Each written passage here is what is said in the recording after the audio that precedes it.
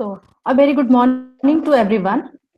On behalf of SB Jain Institute of Management and Research Nagpur, I welcome you all for the today's seminar. The topic is GRE and TOEFL, that is opportunities in abroad, under the banner of AICT sanction Prerna scheme. The objectives of today's seminar is to aware about opportunities in abroad and what are the exams it's important. It gives me a great pleasure to introduce our today's guest, Mr. Pramod Dubey, who is going to talk about what are the various competitive exams like GRE and the TOEFL, and what are the opportunities in abroad after the completion of your graduate. So, Sir is a chemical engineer and did MMS in marketing from Anil Dalmia Institute of Management, Mumbai. Sir is having more than 8 years of sales experience and was a part of Times of India, Novex Communication Limited, and many more. Sir helps to prepare the aptitude for more students from last 12 years in GATE, GRE, CAT, and the CRT. Sir has delivered many lectures on aptitude and currently conducting the classes for GATE aptitude in IC GATE Academy and the quantitative aptitude for the GRE also. We are grateful to Honorable Mr. Pramod Dubey sir for accepting our invitation in spite of their busy schedule and marking her presence here. So I know everyone is eager to listen the Pramod Dubey sir. So I request sirs to continue the session. Thank you, sir. Yeah, thank you, Roshni madam. I'm so thankful to you. Yeah, hello, dear students. Is my voice audible to all of you? Yeah, most of students have the voice, I mean, it is, not this. Yeah, you can jot down there. That would be great. Yeah. So there are 18, so 15, 16 people out there. Okay. So out of these 15 people, how many of you are, eagerly looking for something which is outside our country? Any opportunity? Are you looking for outside the country? Okay. Roshni madam, can we also allow them to enable their voice? Yes, sir. Yes, they can on the cameras also, and they have to speak out. They can on the cameras also. No issue. Okay.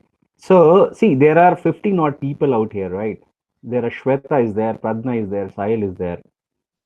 So I would be happy if this session should start with some communication between both of us, and then I'll take it ahead. Okay. तो मैं जो पूछ रहा हूँ कि भाई आप में से अभी तक कितने लोगों ने बाहर के अपॉर्चुनिटी के लिए मन बनाया है? Any interest in that? चलिए, let me ask this question to Shweta. Shweta Lanjewar, are you there, Shweta? Yes, sir. Yes. Did you ever thought about going outside the country to pursue your further education, Shweta? No, sir. I want to stay in India. Okay, but you have not made your mind as such, right? Can I know what could be one of the reasons? You want to stay in our country, right? Could be one possible Yeah. reason. Do you have any idea about this program, GRE, Mm, IELTS, TOEFL, no, GMAT? sir. Have you heard No, about this? sir.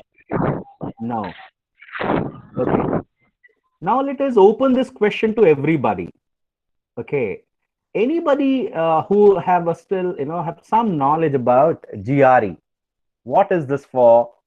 And or anybody out of you, there are 15 odd students,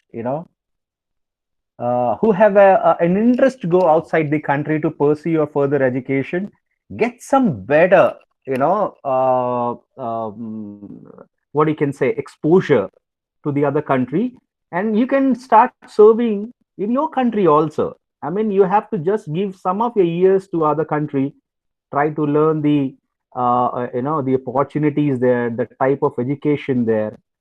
So there are a lot of things which you can learn from other people also, the culture outside, how they work in an industry, how they work in an institute, if at all you want to convey the same in your country also. So this exchange among country to country could happen only through students.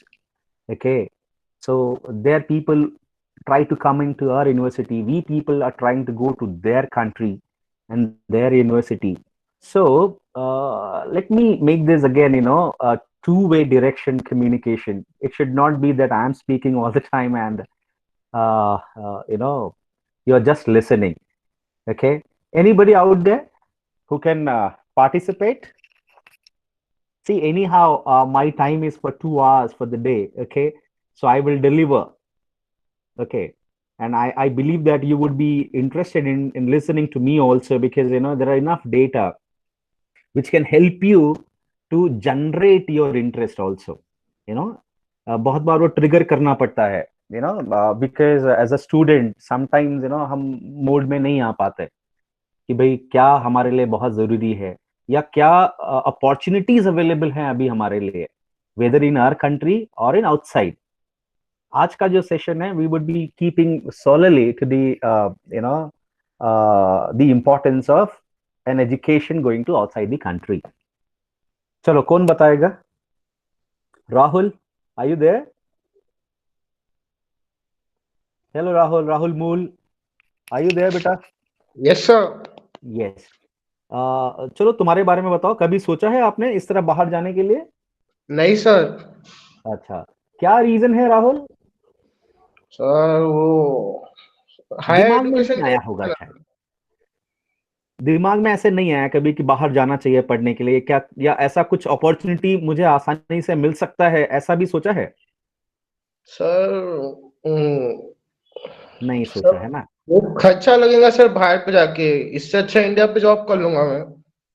Great, that's great. अगर आपको India में रहकर India को improve करना हो, आपके education system को या आपके मैन्युफैक्चरिंग सेक्टर को, हो सकता है कि बाहर के नए थॉट्स आपको मिलें, और जब वो नए थॉट्स आप कहीं अपने कंट्री में आकर इस्तेमाल करें. For example, if you have done your IIT, you have done, there are people, IITians or a lot of people from south part of the country, they try to go to outside the country, and they try to learn different aspect of education, production and research. So there are several things which needs to be learned from outside, और वही चीज वो यहाँ अपने आकर अपने country में भी उसे अप्लाई करते हैं. There are so many people, so many students, तो आप देश में तो काम करें ही, ये तो बहुत अच्छी बात है. ब्रेन ड्रेन की समस्या खत्म हो जाएगी कंट्री से. लेकिन बाहर की भी चीजें, जैसे आप आपके कॉलेज में पढ़ते हैं, तो बहुत सारे बाहर के कॉलेजेस में जब इवेंट होते हैं तो आप जाते हैं, वहां से बहुत कुछ लर्न करके लाते हैं, तो इस तरह का जो फीडबैक जो मिलता है आपको, आपके कॉलेज को इम्प्रूव करने के लिए, आपको इम्प्रूव करने के लिए, ये बाहर के थॉट प्रोसेस में या हमसे जो थॉट मिलता है, आप इम्प्रूव कर सकते हैं. ठीक है, तो मोटा मोटा मुझे यही समझ में आ रहा है मेरे ग्रुप ऑफ पीपल से, that there are not a single one who have ever thought of going abroad. चलो, ओपन किया है मैंने, इस तरह से पूछ रहा हूं मैं कि किसी को बाहर जाने में कोई इंटरेस्ट नहीं है, ऐसे है ना? चलो, देखते हैं कि मैं जो इंफॉर्मेशन आपको दूंगा, तो शायद क्या उसके बाद आपको इस तरह के एजुकेशन में बाहर जाकर पढ़ाई करना, या आप पढ़ाई करके वहीं रुक कर आप अपने आप को you can make more comfortable there, and you can also come down after some year to our country and start helping to our people out here. आप ये भी कर सकते हैं. Okay, so let me continue. Okay, today I am in front of you to guide you regarding one of the exams. Okay, let me share my screen to all of you, dear student.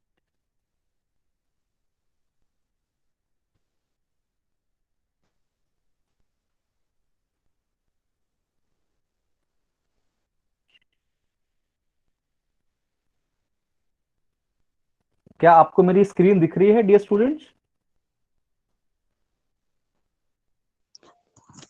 Yes sir. Great, है ना? कोई एक बता देगा ना अगर, क्योंकि I am on the second page, so it would be very helpful, okay, for me to navigate and going ahead. So I'm talking about this one exam which is being expected throughout the countries. There are countries like USA or this continent so far. UK, Canada, Australia, European nations. So there are enough countries, and number of companies also who try to go for and accept this particular exam, which is Graduate Record Exam, GRE. Okay, so the full form of this exam is Graduate Record Exam. It means once you are able to complete this exam, complete your graduation, you can go for this particular exam. Okay, since you are now becoming, engineering graduate, you can definitely write this exam. Okay, आप ये देखते हैं कि ये साफ साफ लिख रहा है कि it's an assessment test for admission to graduate degrees abroad. तो आपको अब्रॉड जाकर आपके डिग्रीज लेना हो तो आपको जीआरई देना बहुत इंपॉर्टेंट है, बहुत जरूरी है. ओके, आपको क्या लगता है कि ये क्या बहुत ही टफ एग्जाम होता है? अच्छा, किस तरह के एग्जाम आपने सुने हैं आपके कंट्री में? कोई एक किस तरह का एग्जाम आप देना चाहेंगे आपके कंट्री में? Shubham, once you'll complete your engineering graduation, Shubham वसे, आप किस तरह का एग्जाम अपने कंट्री में देना चाहेंगे? अगर फर्ज करिए कि आपको डायरेक्टली जॉब नहीं मिल रहा है, you would like to write some test and all, कोई एग्जाम देना पड़े जिससे और एजुकेशन करके फिर ही आपको जॉब मिले, then what kind of an exam you are looking or you have decided to prepare? And I believe some of you have already start preparing for the exams, no? कुछ लोगों ने शुरुआत कर दी होगी. I am pretty sure about it. चलो अच्छा, Shubham answer नहीं कर रहा. ऋषभ भालेराव, क्यों ऋषभ, आपने डिसाइड किया है कोई आपके कंट्री का एग्जाम देने के लिए आफ्टर योर ग्रेजुएशन? जैसे हाँ, बोल बेटा ऋषभ. नो सर, अभी डिसाइड नहीं किया है. अभी डिसाइड नहीं किया है, ठीक है. आप फाइनल ईयर में है ना Rishabh? No sir, third year में. थर्ड ईयर में है. ओके, तो यही वो समय है जहां पर एटलीस्ट आपको ये डिसाइड तो करना होगा कि मुझे जीआरई के लिए जाना है, जीमैट के लिए जाना है, या आपके एग्जाम, आपके जो कंट्री के जो एग्जाम्स हैं, we have several exams in a country. We have CAT to appear, common admission test. It is applicable for IIMs in a country. You can go for UPSC, you can go for several other exams also in our country. Okay, to study for further education. Okay, you can also opt for GATE, as such. Similarly, this one exam of GRE, which is very very exemplary, मैं इस exam को बाकी सारे exam से बहुत ही distinct पाता हूं. The reason is, अगर आप अभी जाकर पूछें कि आपको भाई कैट क्लियर करना है, तो कैट जैसा एग्जाम के लिए आपको कितने समय की प्रिपरेशन लगती है, या किस तरह का वर्किंग एनवायरनमेंट लगता है आपको, किस तरह का नॉलेज लेवल लगता है आपको, then you will find that an exam like CAT or exam like GATE requires lot of efforts, to clear the exams. Okay, बहुत मेहनत की जरूरत पड़ती है. तकरीबन 1.5 साल 2 साल आपको अच्छी है, जब आप मेहनत करते हैं तो आप इस एग्जाम को क्लियर करने के लायक बन जाते हैं. Okay, apart from your course curriculum. ठीक है, अगर आप जब सभी थर्ड ईयर में हैं या फोर्थ ईयर में हैं, तो आपको क्लियर करने के लिए ये एग्जाम में मेहनत करनी पड़ती है बहुत ज्यादा. ठीक है, लेकिन ये जीआरई एग्जाम अपने आप में बहुत ही प्यारा एग्जाम है. It's very unique exam. ठीक है, तो मैं आपको बताऊंगा कि किस तरह के क्वेश्चंस वगैरह आते हैं. पहले तो मैं इनके आपको इसके बारे में बता देता हूं. ठीक है, तो जब आप जीआरई एग्जाम की बात करते हैं तो सबसे पहली जो चीज आती है कि भाई ये एग्जाम की तैयारी की कैसे जाती है. तो अगर आप देखेंगे तो मोटा मोटा इसमें देयर आर 6 सेक्शंस ओवरऑल. 3 तो सेक्शंस हैं इसमें. ओके, 6 सेक्शंस हैं total, but 3 are the major sections. जैसे आप बात करेंगे, सबसे पहले तो उसमें आता है एनालिटिकल राइटिंग. ओके, अब इस एनालिटिकल राइटिंग में ही there are 2 sections overall. One section would be to analyze an issue, and the other would be to analyze an argument. ये साफ साफ कह रहा है एनालिटिकल राइटिंग. अब एनालिटिकल राइटिंग क्या होता है ना? जब आप एनालिटिकल राइटिंग की बात करते हैं, so they might give you a task, एक इश्यू दे देंगे आपको. ओके, आपने वो इशू को पढ़ा या उस इशू को सुना. Now what would be your take to solve that issue? आपको वो इशू अगर सॉल्व करना हो तो आप अपने किस क्रिटिकल एनालिटिकल लॉजिकल थॉट का एप्लीकेशन करेंगे so that you can solve that issue. Every mind has a different solution, you know that. तो based on your types of solutions आपके वो मार्किंग वगैरह होते हैं.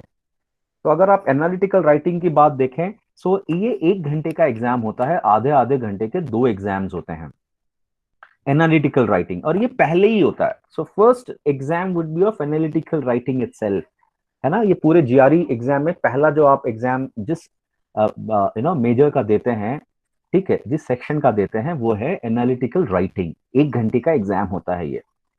फिर आपके पास आपने जो आपके इंजीनियरिंग करिकुलम में क्वांटिटेटिव पढ़ा होगा, या आपने इंग्लिश फर्स्ट ईयर में आता है आपका, जिसको हम वर्बल रीजनिंग कहते हैं. तो verbal reasoning and quantitative reasoning में भी 2-2 पार्ट्स होते हैं. ओके, वर्बल रीजनिंग जो 2 पार्ट होता है वो आपका 30-30 मिनट्स का, 20-20 questions each in every section. The last which I am looking for the day is quantitative reasoning. मैं आपको आज आपके एनालिटिकल राइटिंग या वर्बल रीजनिंग पर अभी ज्यादा डिस्कशन नहीं करूंगा, ठीक है, क्योंकि बहुत ज्यादा डेटा देकर आपको कंफ्यूजन में नहीं डालना चाहता. So I would be focusing more on quantitative reasoning, because in GRE student को लगता है कि ये जो पार्ट है क्वांटिटेटिव रीजनिंग, वो टफ हो सकता है, बट वैसा बिल्कुल नहीं है. As compared with CAT, as compared with in fact GMAT also, ये बहुत ही आसान एग्जाम है और बहुत ही इफेक्टिव एग्जाम है. दुनिया की बहुत सारी यूनिवर्सिटीज ऐसी हैं जो जीआरई को एक्सेप्ट करती हैं. हमारे कंट्री में भी कुछ ऐसे कॉलेजेस हैं, प्रीमियर इंस्टीट्यूट्स हैं जो जीआरई ही भी एक्सेप्ट करते हैं. हमारे अपनी भी कंट्री में जीआरई एक्सेप्ट किया जाता है, जीमैट एक्सेप्ट किया जाता है. ओके, वैसे ये एग्जाम अब्रॉड के लिए ही होता है, बट कुछ यूनिवर्सिटीज आपके एक्सेप्ट भी करती हैं. तो क्वांटिटेटिव रीजनिंग में 20 क्वेश्चन पर सेक्शन होता है, बट इसमें जो समय दिया जाता है वो 35 मिनट्स पर सेक्शन होता है. उसके बाद आप देखेंगे ना, आपके पास अनस्कोर्ड और रिसर्च करके ऐसे 2 सेक्शन दिया हुआ है. अब आप कहेंगे ये क्या है? ये जो 4 और 5 आपको अनस्कोर्ड और रिसर्च दिया हुआ है ना, ये सेक्शन के अलावा भी 10-10 मिनट के 2 एग्जाम्स होते हैं. एंड जनरली आपका ये जो जीआरई है ना, ये बताता नहीं है कि इस बार रिसर्च के ऊपर आएगा क्वेश्चन या मैथमेटिक्स के ऊपर रहेगा, but they can give you task, mathematics का टास्क दे दिया, कितना क्वेश्चन होगा वो भी नहीं वो बताता, या कितना समय लगेगा वो भी नहीं बताता. वो 10 मिनट हो सकता है, उससे बढ़ भी सकता है. It is just to check out some quality of the students to tackle, whether it would be of research based, क्या आप एडिटोरियल्स पढ़ते हैं, क्या आप एनालाइज करते हैं, क्या जब आप आपके सब्जेक्ट्स को पढ़ते हैं. So based on that they try to find out the critical aspect of the students. वैसे ही they try to find out the mathematical aspect, आपके जो कैलकुलेशन स्पीड्स हैं उनके बारे में भी वो डिस्कस करना चाहता है. तो अगर उसे लगता है कि बच्चे को हम ये और चेक करना चाहते हैं, तो there would be some more time given to these exam also. तो मतलब आप जब वो एग्जाम दे रहे होंगे तो इतने ऑब्जेक्टिव्स आपको ध्यान देने पड़ते हैं. ओके, अब अगर मैं बात करूं,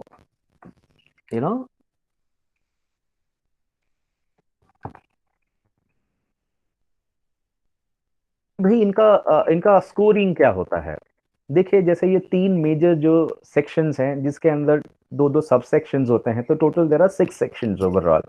okay, the best part is there is no negative marking. आपको नेगेटिव मार्किंग नहीं होता. ओके, और आपको जो आंसर्स, माफ करिएगा, जो आपको पॉइंट्स मिलते हैं वो पॉइंट्स हमेशा आपको होल नंबर में ही रहेगा आपको, हमेशा, मतलब डेसिमल वगैरह में नहीं आता. That's why it is in 1 point increment. So either it is verbal reasoning, quantitative reasoning, or analytical writing.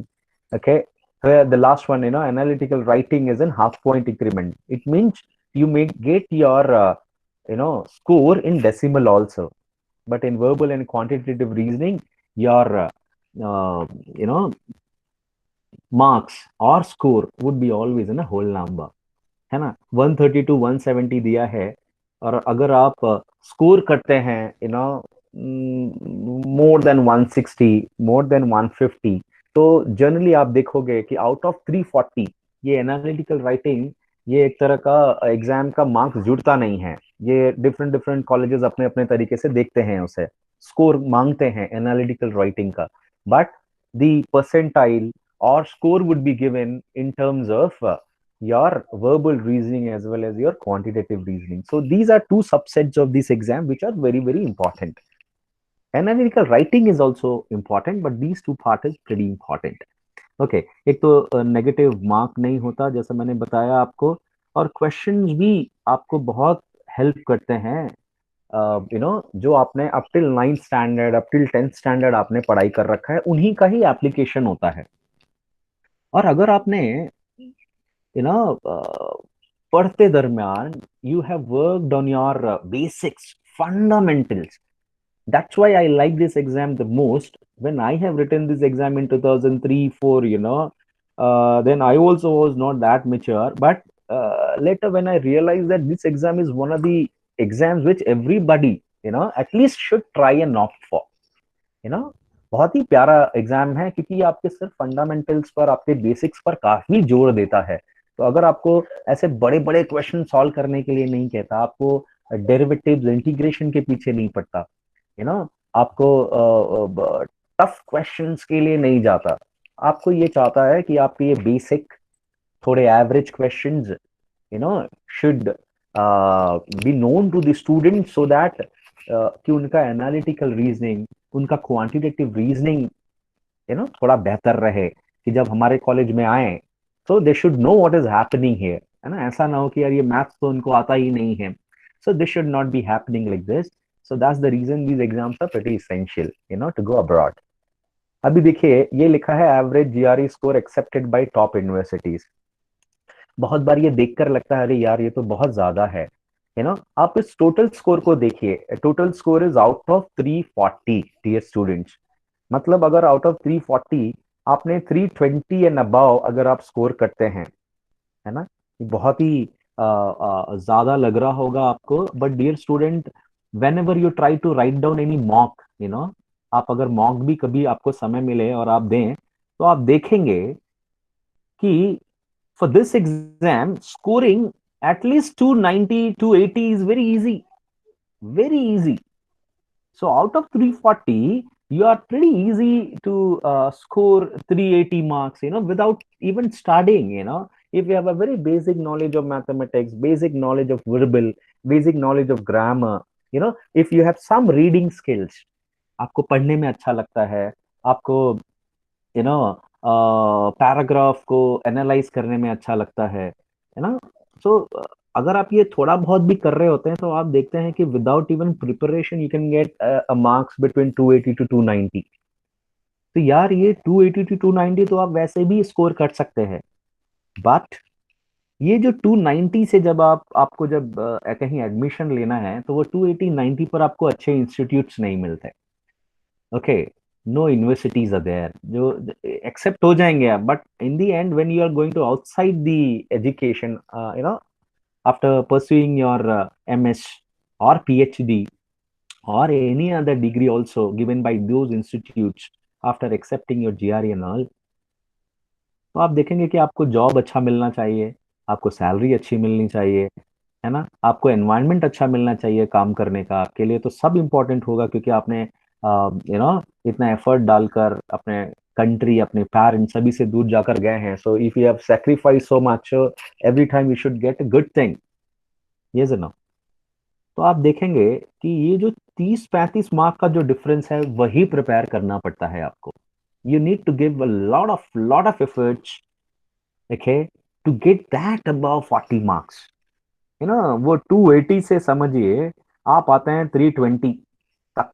आपको जो एफर्ट लगाना पड़ता है 320 तक, उसका दुगना एफर्ट लगता है 320 to 330 जाने के लिए। तो अगर फर्ज करिए that for 3 months you have worked to get from 280 to 320, then I believe more 1 month, 2 months extra would be required, to get just 10 marks, from 320 to 330. तो कहने का मतलब क्या है इस एग्जाम के बारे में कि ये एग्जाम आपके बेसिक नॉलेज, आपके फंडामेंटल थियरी जो आपकी होती है, फंडामेंटल थियरम्स, फंडामेंटल कॉन्सेप्ट्स, इन पर ही बेस होता है। ओके, ये जो आप यूनिवर्सिटीज देख रहे हैं ना, ये वर्ल्ड की रिनोन्ड यूनिवर्सिटीज हैं। Have you heard about Harvard? Have you heard about Stanford, Princeton, Yale, Carnegie, MIT, Massachusetts Institute of Technology, है ना, यूनिवर्सिटी ऑफ कैलिफोर्निया, बर्कले बोलते हैं, Pennsylvania, so Cornell University. So these universities are very well known universities, और हमारे country के बहुत बहुत बच्चे ये यूनिवर्सिटीज में पढ़ाई करते हैं। अब तो इतने लोग जाने लग गए हैं ये यूनिवर्सिटीज में, apart from IIM, post graduation करने के लिए ये यूनिवर्सिटीज में भी बच्चे बहुत प्रेफर करते हैं। क्या मेरी आवाज आप तक जा रही है? आप लोग को सुनाई दे रहा है मैं क्या बात कर रहा हूँ बच्चों? ऐसा तो नहीं है आप लोग ने बंद करके कहीं और चले गए हो? Are you there everybody? You Yes, can sir, also it is SMS audible. me. Okay, great, ठीक है। So ये जो टॉप यूनिवर्सिटीज हैं, यही आपका एम होना चाहिए, है ना, यही आपका एम होना चाहिए। देखिए, अभी तक मैंने आपको सिर्फ ऐसे बता दिया है कि GRE होता क्या है, ठीक है। तो जब GRE एग्जाम की आप बात करते हैं तो आप बाहर देशों में पढ़ाई की बात करते हैं। किसी ने ये नहीं पूछा कि सर वो पढ़ाई क्या होती है ना। वो पढ़ाई होती है dear student, it is MS, master science और PhD। तो जनरली हम जब GRE वगैरह लेकर इन देशों में जाते हैं तो हो सकता है कि हमें MS की डिग्री मिले, या आप PhD करना चाहते हो, फेलोशिप करना चाहते हो, तो आपको मास्टर्स, उसके बाद आपको PhD मिलती है। बट GRE देना ही पड़ता है इन दोनों केस में, ठीक है। तो आपके पास ये स्कोर्स एक्सपेक्टेड अगर आप ला सकें, आफ्टर प्रिपरेशन, तो आप इन यूनिवर्सिटीज को बाकायदा देख सकते हैं। I mean they are so easily accessible. Let me give you this confidence. बहुत बार हमें लगता है ऐसा है ना कि ये आपने सुना होगा, हो सकता है कि बाहर की पिक्चरें देखते समय आपने हार्वर्ड, स्टैनफोर्ड, और IIM के आपने इंफ्रास्ट्रक्चर देखा होगा, फोटो में देखा होगा। वो आपको प्रोवोक करना चाहिए, अरे यार ये कितना सुंदर कॉलेज है, या क्या इस कॉलेज में जाना होगा क्या। तो बहुत बार बच्चा सिर्फ फोटो देखकर ही बोलता है यार यहाँ तो हम जा ही नहीं सकते, या ऐसा नहीं है। ये जो कॉलेजेस मेरे सामने आप देख रहे हैं ना, MIT, Harvard, Stanford, Princeton, Yale, these all universities are pretty much accessible to Indian people, क्योंकि यहाँ पर बहुत इंडियंस पढ़ते हैं। इनफैक्ट अगर ऐसा देखा जाए, after China, Indians have the more percentage to going to these universities, और इतने ब्रिलियंट बच्चे वहां पर काम करते हैं हमारे। हार्वर्ड, स्टैनफोर्ड में फैकल्टीज मिलेंगे, स्टूडेंट्स मिलेंगे, everybody out there you would be finding, आपका एनवायरनमेंट चेंज लगेगा। ओ ठीक है, ये अगर आप देखें तो क्या कट ऑफ थे जिसको हम लोग 11th-12th में कहते थे कि कट ऑफ क्या लगा है, तो ये कट ऑफ है आपके। जैसे स्टैनफोर्ड अगर यूनिवर्सिटी की आप बात करते हैं तो क्वांट में वो 165 आउट ऑफ 170 डियर स्टूडेंट, 170 में से, हाँ ठीक है। 130 to 170 का एक स्कोर जैसे बताया गया था ना, क्योंकि आप 130 के नीचे गए तो आपका GRE स्कोर आप जनरली वो एक्सेप्टेबल नहीं है ना, वो एक्सेप्टेबल नहीं है। तो ये जो आप स्टैनफोर्ड का देख रहे हैं, तो ये नंबर 1 है, नंबर 1 यूनिवर्सिटी में आता है। तो आप देखेंगे 329, 330 तक आ गया, मतलब आप यहाँ पर आप आराम से एडमिशन ले सकते हैं। बर्कले में 329, so they are pretty close. New York University 324 पे, यूनिवर्सिटी ऑफ कैलिफोर्निया डेविस में it is 323, Cornell, Georgia. So 320 to 330 something where you all should look upon. Apart from this, आपका जो एनालिटिकल राइटिंग होता है ना, वो स्टार्ट होता है 0 to 6 में। तो 0 to 6 से आप देखें तो 4.9, 4.8, so there would be few. Harvard शायद वो राइटिंग स्कोर देखता ही नहीं है, वो नहीं चाहता उसको, या university of California also doesn't look for analytical writing score, but it is a part of GRE. और इसे कंडक्ट कौन करवाता है? इसे कंडक्ट करवाता है ETS, that is education training system. Okay, तो जो आपको ईटीएस ही ये सारा एग्जाम आपका जीआरई का कंडक्ट करवाता है। ओके, और आप देखेंगे ये और एग्जाम जैसा भी नहीं है कि आपका कैट का 1 साल, आपने फॉर्म नहीं भरा और वो छूट गया तो पूरा 1 साल खराब, आपने गेट नहीं भरा तो 1 साल खराब। So you will find that कि वो इतना अपने आप को फ्लेक्सिबल रखते हैं कि बच्चों के लिए ऐसा नहीं है कि मुझे यार इसी साल करना है, ऐसे नहीं होता। यू नो ये आप देखेंगे कि आप पूरे 1 महीने में 4 अटेम्प्ट दे सकते हैं, सो पूरे 1 साल में you can go for 50 attempt, है ना।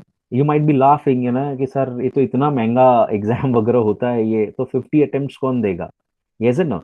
बट एटलीस्ट आप इतना तो बोल सकते हैं कि आपको 50 डेट्स अवेलेबल हैं। आप वो 50 डेट्स में से आप कभी भी एग्जाम दे सकते हैं, depending upon when the window of the universities are open. हो सकता है कि स्टैनफोर्ड जून में खोलता हो, हार्वर्ड जुलाई में अपने एडमिशन प्रोसेस चालू करता है। So based on that, there are universities who start working in the month of January, कोई अगस्त से काम करता है। तो based on this you all can write your exam, you know तो समय नहीं जाता, आप जब चाहें तब ये इस एग्जाम को लिख सकते हैं, क्योंकि एज जो है क्राइटेरिया है ही नहीं यहाँ पर। आप जब मन चाहें आप अपने एग्जाम्स को लिख सकते हैं। एज सिर्फ एजुकेशन का जो एज होता है, जैसे जैसे यहाँ पर एज क्राइटेरिया 35 का है, इसके बाद तो जनरली आप एजुकेशन के लिए नहीं जाएंगे। ओके, तो there is enough, you still be at 21, तो आपके पास 13-14 साल बचते हैं ऐसे। तो जिस पर आप अभी से प्रिपरेशन करें तो हो सकता है कि आने वाले समय में फाइनल ईयर क्लियर करते करते आप जीआरई के एग्जाम की तैयारी हो जाए आपके लिए। ओके, कुछ बच्चों को ये यूनिवर्सिटीज मार्क्स से बेहतर लगता होगा कि भाई ये चार्जेस क्या होते हैं। चार्जेस आप देखें इस एग्जाम का, तो ये अप्रोक्सीमेटली $205, पर टाइम। आप एक बार जाएंगे तो आपको $205 का किस्त जमा करना पड़ता है as a fees to write this test, जिसको आप एंट्रेंस फीस भी कहते हैं। ओके, अब $205 means what, $1 is approximately 70-75 rupee. Okay, so it is approximately 15,000 bucks। तो 15,000 रुपए का एक बार आपको एक मुश्त भरना पड़ता है, तब आप जीआरई का एग्जाम दे सकते हैं पर विंडो, है ना, आपको देना ही पड़ता है। तो आप देखें कि जब भी आप ये एग्जाम की के लिए जाएं, उसके पहले ही आपकी प्रिपरेशन बनी रहे। बिना प्रिपरेशन के लिए अगर आप जाएंगे तो आपके लिए बहुत सारा एफर्ट, पैसे भी जाते हैं और एफर्ट भी जाता है, क्योंकि इन द एंड इन कॉलेजेस के एग्जाम एंट्री के लिए बैक एंड पर बहुत काम होता है, आपके वीजा के लिए, है ना, बहुत सारे जो उनके एडमिशन जो प्रोसेस हैं, उसमें बहुत समय लगता है apart from clearing this exam. Okay, तो जब आप ये एग्जाम के लिए जाएं तो प्रायर आपका प्रिपरेशन हुआ रहे, B it verbal, B it quantitative and analytical writing, दो तीनों सेक्शन अच्छे से प्रिपेयर हुआ रहे।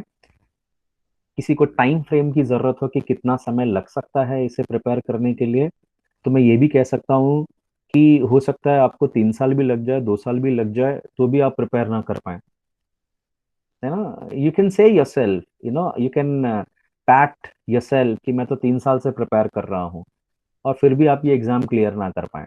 And there might be a student who is very focused, who is very very focused, you know और वो एग्जाम क्लियर कर जाए और बढ़िया मार्क्स से क्लियर कर जाए।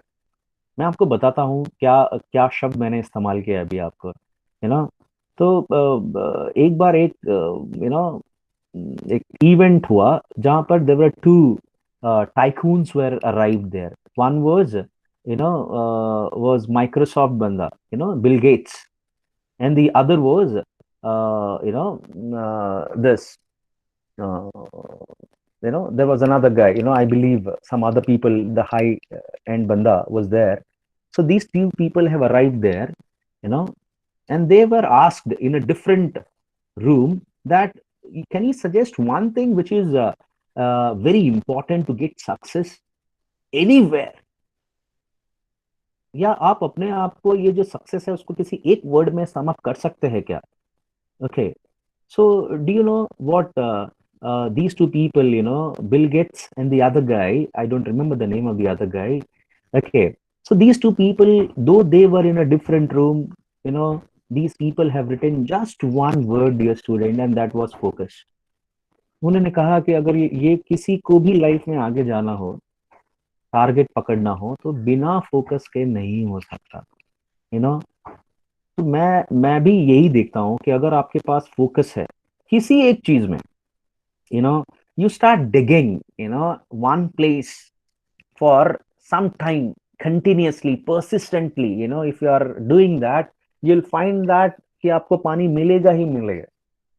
Okay, otherwise what, the student of your age, आपके समय के जो स्टूडेंट्स होते हैं वो जनरली क्या करते हैं, थोड़ा यहाँ पर ट्राई करते हैं, थोड़ा वहां पर ट्राई करते हैं. सो और जब पानी मिलने का समय आता है, they start digging the well somewhere else. तो उससे क्या होता है, आपका एफर्ट बहुत वेस्ट होता है, और आपको इन द एंड आप देखेंगे कि you get nothing. So it's better to focus. हाँ, it might happen that you focus on one or two things, it's also fine, no problem.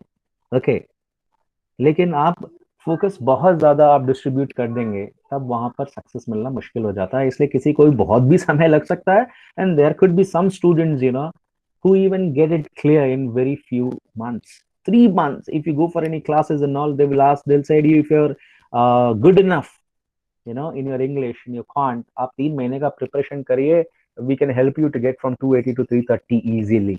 There are a lot of tools available which can help you to get these universities, Stanford, Harvard, Yale, Virginia. ये जो लोग सोचते हैं वो universities की मैं बात कर रहा हूँ. There are 1000 universities by the way in European countries, United States of America, UK, California, I mean Australia, Canada, बहुत सारे यूनिवर्सिटीज हैं आपके लिए. सो ये तो हो गई आपको आपके एग्जाम के बारे में. ठीक है, मैं आपको अभी आपके काम की चीज बताता हूँ. देखो, ये जो स्कीम की बात हो रही है ना, प्रेरणा, है ना, जो आपके टीचर ने इनिशियली आपको बताया, ये प्रेरणा स्कीम, ये दिस इज एप्लीकेबल फॉर दो students who can not afford this exam को, जिनको आप कह सकते हैं कि वो अफोर्ड नहीं कर सकते थे, इसलिए उनके लिए, वो बच्चों के लिए भी एक अच्छा एनवायरनमेंट मिले, माइनॉरिटीज के लिए. ओके, सो जिनको वो माहौल नहीं मिल पा रहा था कि भाई वो इन एग्जाम्स की तैयारी कर सकें, वो भी ये एग्जाम की तैयारी कर सकते हैं with the help of the government. तो सेंट्रल गवर्नमेंट भी आपको बहुत ये देती है, हेल्प करती है. सिमिलरली महाराष्ट्र गवर्नमेंट भी आपको बहुत हेल्प करती है. ओके, तो मैं आपको, है ना, कुछ स्कीम्स बताता हूं जो आप में से शायद ही किसी को मालूम होगा, डियर स्टूडेंट, शायद ही, और ये बहुत इंपॉर्टेंट है. आपको पता रहा, आप नहीं भी करना चाहते हैं, आप दूसरे को बता सकते हैं, सो देखो ये क्या लिखा हुआ है, scholarship for students belonging to the scheduled caste, scheduled tribe and other backward classes. I have not written the word minority here, you can also jot down here minority. तो जहां पर पैसे की कमी आ जाए, है ना, तो गवर्नमेंट भी यही चाहती है कि भाई मेरा बच्चे में अगर वो ताकत है, लेकिन वो समझ रहा है कि फाइनेंशियली वो फिट नहीं है, तो फाइनेंशियली वो ये यूनिवर्सिटी को नहीं जा सकता, तो ऐसे स्टूडेंट के लिए हम हेल्प करेंगे फाइनेंशियली, हम उसे सपोर्ट करेंगे. Let that student go to these university. जैसे बाबा साहब अम्बेडकर जी गए, वो उनका यही कहना था कि जब मैं बाहर की यूनिवर्सिटी में गया पढ़ाई करने के लिए, तब मैंने एक्चुअल पढ़ाई देखी, तब मुझे लगा यार ये यूनिवर्सिटीज मुझे कुछ दे सक रही हैं पढ़ने के लिहाज से, नॉलेज के हिसाब से. एंड आपको तो mean it is not to speak about Baba ji here, आप उनके बारे में सब अच्छे से जानते हैं। उन्होंने जो स्टडी की वही चीज लाकर उन्होंने हमारे देश को बदल दिया। तो कहने का मतलब है एक नया विचार आता है और नया उमंग आता है, नए लोगों से मिलते हैं आप। ओके, तो उसमें वो चीज लाने के लिए आपको गवर्नमेंट भी हेल्प करती है। जैसे अगर मैं पहले स्कीम की बात करूँ ना, तो ये मिनिस्ट्री ऑफ ट्राइबल अफेयर्स आपको प्रोवाइड करवाता है। इसका नाम है national overseas scholarship for scheduled tribe students. Okay, national overseas scholarship मतलब नेशनली ये एग्जाम होता है आपके लिए। वो सिलेक्ट करते हैं आपको, यू नो कि भाई किसे भेजना है हमें। और अगर आप फीमेल हैं, आज आज देखिए यहाँ पर कितनी फीमेल मेरे पास इस इवेंट को सुन रही हैं। अगर so Aditi is there, you know then I believe Pranjal, if the name is a female, Kajal is there, Shrutika is there, Saili is there. I mean, you girls are here and you are listening this, it means that you are interested at least। और अगर आपको interest है तो ये आपके ही interest की चीज मैं आपको बता रहा हूँ कि ये जो नेशनल ओवरसीज स्कॉलरशिप है, इसमें 30% तो सिर्फ गर्ल्स को, फीमेल्स को रिजर्व्ड है। Can you believe that? अगर 100 सीट है तो 30 सीट गर्ल्स के लिए है। आप समझिए कि कितनों को तो ये स्कीम पता ही नहीं रहता। पता ही नहीं है उनको, सिर्फ यही लगता है कि वो यूनिवर्सिटी में जाने के लिए बहुत पैसों की जरूरत होती है। It's normal. पता नहीं किसने लोगों के दिमाग में डाल दिया है, बट ऐसा बिल्कुल नहीं है। ऐसा बिल्कुल नहीं है। ओके, लगता होगा, I am not saying that कि नहीं लगता, बट जहां सरकार हमें हेल्प कर रही है, so why should we go backward? मैं क्यों पीछे जाऊं इससे? I should not backtrack myself. Okay, so I should sincerely advise you, all of you, okay, कि जब आज का ये आपका इवेंट खत्म हो जाए, ये सेमिनार ही कह लीजिए उसे, तो आप जरूर थोड़ा समय सोचना कि यार यहाँ से निकलने के बाद ये एक बहुत ही अच्छा ऑप्शन है जहां पर सिर्फ मुझे पढ़ाई करनी है, पैसे के बारे में ज्यादा नहीं सोचना है। Can you believe that? आपने पढ़ने पर ध्यान दे दिया और आपने ये एग्जाम के प्रिपरेशन पर ध्यान दे दिया, rest everything would be sorted out. आपने एग्जाम क्लियर कर लिया, आप देखेंगे कि अरे यार मेरा तो आधा से ज्यादा काम खत्म हो जाता है। ओके, तो आप देखिए कि अगर आपको डॉक्टरल जाना है तो आपको आपके मास्टर्स डिग्री में 55% या उससे ज्यादा लाना है। And most of you can, I believe, have already have more than 55%, आपके डिग्री में, आपके एमएस करने के लिए। ठीक है, और आप देखेंगे कि भाई फैमिली की इनकम 6 लाख पर एनम के अंदर ही होनी चाहिए, वो एक सीलिंग है। ठीक है, तो वो जनरली अगर आप फाइनेंशियली अफोर्ड नहीं कर सकते तो उसी अराउंड रहते हैं, तो आसानी से आपको वो चांस मिल सकता है। सो ये national overseas scholarship for scheduled tribe students, scheduled tribe के लिए होता है, ये अलग बात है। SC ST के लिए होता है ये, तो मिनिस्ट्री ऑफ ट्राइबल अफेयर्स करता है। वैसे ही ministry of social justice and empowerment जो है वो शेड्यूल्ड कास्ट के लिए भी करता है। ओके, तो आप भी देखें कि ministry of social justice and empowerment जो है ये कितना हेल्प करता है। आपको इंजीनियरिंग के लिए हेल्प करता है, आपको मैनेजमेंट के लिए हेल्प करता है। आप कॉमर्स पढ़ना चाहें, आप अकाउंटिंग पढ़ना चाहें, सोशल साइंस जाएं, फाइन आर्ट्स चाहिए, आपकी शायद जो हॉबी हो, कुछ बच्चे इंजीनियरिंग भले कर रहे हैं बट उनकी हॉबी फाइन आर्ट्स की है, आप एग्जाम क्लियर करिए, आप अपना इंटरेस्ट दिखाइए, you can also go there. The number of awards available is 100 per annum. हर साल 100 बच्चे, 100 SC स्टूडेंट्स को सरकार हेल्प करती है। ये बहुत बड़ा नंबर है, याद रखिए, it's not an a small number.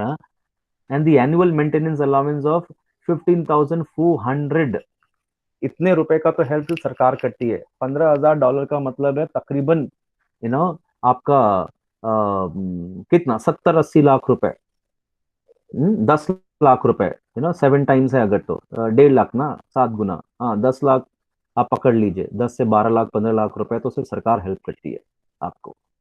इसमें भी आप देखें तो सारी चीजें वही दी हुई हैं जो आपके लिए ST स्टूडेंट्स के लिए हैं। एज इन्होंने साफ साफ बताया है कि इस समय एज जो उनकी जो रिक्वायरमेंट होती है बिलो 35 ईयर्स ऑफ एज होता है, तो ही सरकार हेल्प कर पाती है।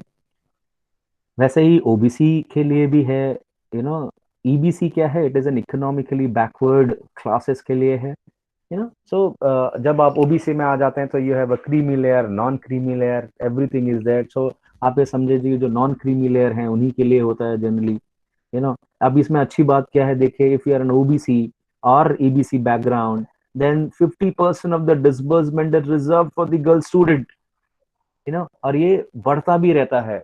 ये जो स्कीम है, किसी दिन कम बच्चों को दिया, किसी साल ज्यादा बच्चों को देते हैं। तो there are so many opportunities in terms of finance, availabilities available in the market. Government देती है, स्टेट गवर्नमेंट देती है, बहुत बार there are also some NGOs also which help you, बहुत सारी एनजीओज भी हैं जो बैकवर्ड क्लासेस को और ऊपर ले जाने के लिए इस तरह के बहुत सारे काम करती हैं, बहुत बहुत हेल्प करती हैं वो, यू नो तो अगर आपको इनके बारे में होगा तो आप विल स्टार्ट सर्चिंग कि अरे ऐसा भी होता है क्या। अगर ये हो रहा है तो we will definitely should look for this kind of an exam, so that I can go to outside the country, and get more knowledge. I can have more access to other students, other opportunities. अब ये पढ़ो परदेश करके ये minority affairs की जो ministry है, ministry of minority, वो देती है, तो अगर आप में से कोई हमारे Muslim, Christian, Sikh, Buddhist, Jain, Parsis हैं जो माइनॉरिटीज में आते हैं हमारे कंट्रीज में, उनको अगर जाना है तो पढ़ो परदेश जैसी करके एक स्कीम है, उन बच्चों को मास्टर्स मिल रहा है, डिप्लोमा मिल रहा है, एमफिल मिल रहा है, पीएचडी लेवल मिल रहा है। तो इतनी सारी फैसिलिटी सरकार देती है। प्रूफ होना बहुत जरूरी है that you are from a minority community. Last one, overseas doctoral fellowship भी होता है। अब आप अगर देखें तो अगर आप इंजीनियरिंग बैकग्राउंड से हैं, अगर आप मेडिसिन पढ़ना चाहते हैं, then science and engineering research board, it's an statutory body of Department of Science and Technology, which also give you this scheme to study abroad and to follow fellowship, doctoral fellowship program.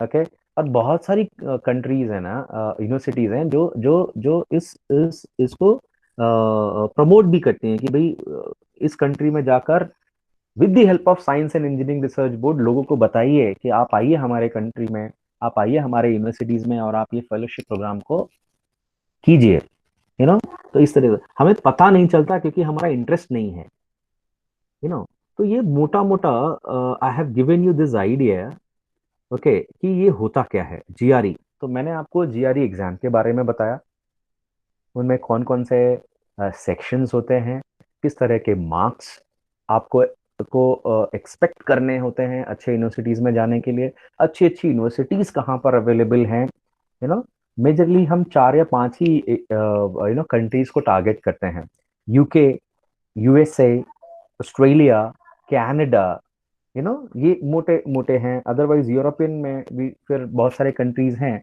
लेकिन वहां पर कुछ अलग तरीका वो लोग लेते हैं। बहुत जगहों पे उनके लैंग्वेजेस सीखने पड़ते हैं, लाइक जर्मनी, जापान, तो इन जगहों पर उनके लैंग्वेजेस भी सीखने पड़ते हैं। बाकी जगहों पर क्या हो जाता है, English is as a language, आपको इंग्लिश आ रहा है और हमारा एजुकेशन भी इंग्लिश में होता है, इसलिए most of the students of engineering they love to go to these countries to pursue their MS वगैरह परस्यू करने के लिए जाते हैं by writing exam like GRE, that is graduate record exam.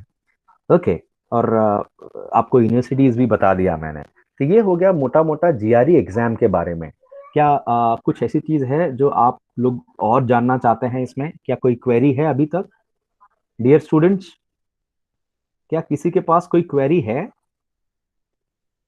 ना? ऐसा ना हो कि मैं सिर्फ बोलता जा रहा हूं और आपके पास ऐसे कोई क्वेरी है। Saili Dongre, do you have any query? Saili, are you there? Pranay is saying no query as such. So Pranay, you have understood what I have suggested here? Kajal, are you there? Hello, Kajal. Okay, Kajal, yes, okay. So whatever I have given you at the moment, okay, within 1 hour. So you have understood that? Shrutika, Nikunj is also there. निकुंज, आपको जो बताया वो समझ में आ गया? कोई query है क्या? आप बताइए।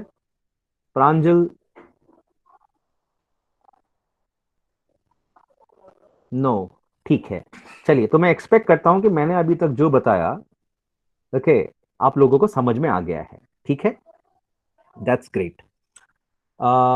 अब जो मोटा मोटा जो क्वेरी आता है कि भाई आप उनके देश में आप चले तो जाएं, है ना, लेकिन अगर वहां पर जाने पर आपको इंग्लिश बोलने समझने, एग्जाम लिखना अलग बात होती है, लेकिन जब वहां से आपको उनके फैकल्टी से इंटरेक्ट करना है, या फर्ज करिए कि मुझे फॉरेन कंट्री में मुझे किसी काम के लिए जाना है, प्रोफेशनल वर्क के लिए, सॉरी, प्रोफेशनल वर्क के लिए अगर मुझे जाना है और वहां पर इंग्लिश एज अ लैंग्वेज है, तब हम क्या करेंगे वहां पर?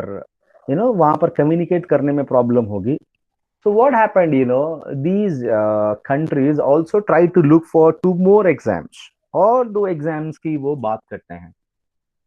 ठीक है, मैं वो एग्जाम में आपको अभी ओवरबर्डन नहीं करूंगा। ठीक है, आपको सिर्फ एक छोटा सा इंफॉर्मेशन दे दूंगा ये क्या होता है, ताकि आपको ये भी पता रहे, ये इंफॉर्मेशन आप तक रखिए। ठीक है, और जरूरत पड़ने पर जहां लगे कि ये इंफॉर्मेशन किसी को फायदा दे सकता है, तो आप जरूर उसे बताइए। ठीक है, तो 2 exams is, one is IELTS and the other is TOEFL. Okay, IELTS क्या होता है? IE, it is International English, you know language test system, testing system कहते हैं IELTS। ठीक है, so international English language testing system. इसमें होता क्या है? It is applicable for all those people who are going to these countries or having non-English background. अब आप इंग्लिश बैकग्राउंड से नहीं हैं अगर, तो आपको ये जो कॉलेजेस और यूनिवर्सिटीज में जब आप जाएंगे, so to understand English language better, to listen, you should be able to listen your faculty better. आपको समझने में तकलीफ ना हो, आपको बात करने में तकलीफ ना हो, आपको लिखने में आप you should be comfortable. After writing the exam like GRE देने के बाद भी आपको ये एग्जाम आपको देना पड़ सकता है। IELTS, that is international language for international English language testing system, ये IELTS है। वैसे होता है TOEFL। ठीक है, अब TOEFL क्या है? It is test of English as a foreign language, है ना, इंग्लिश ही होता है।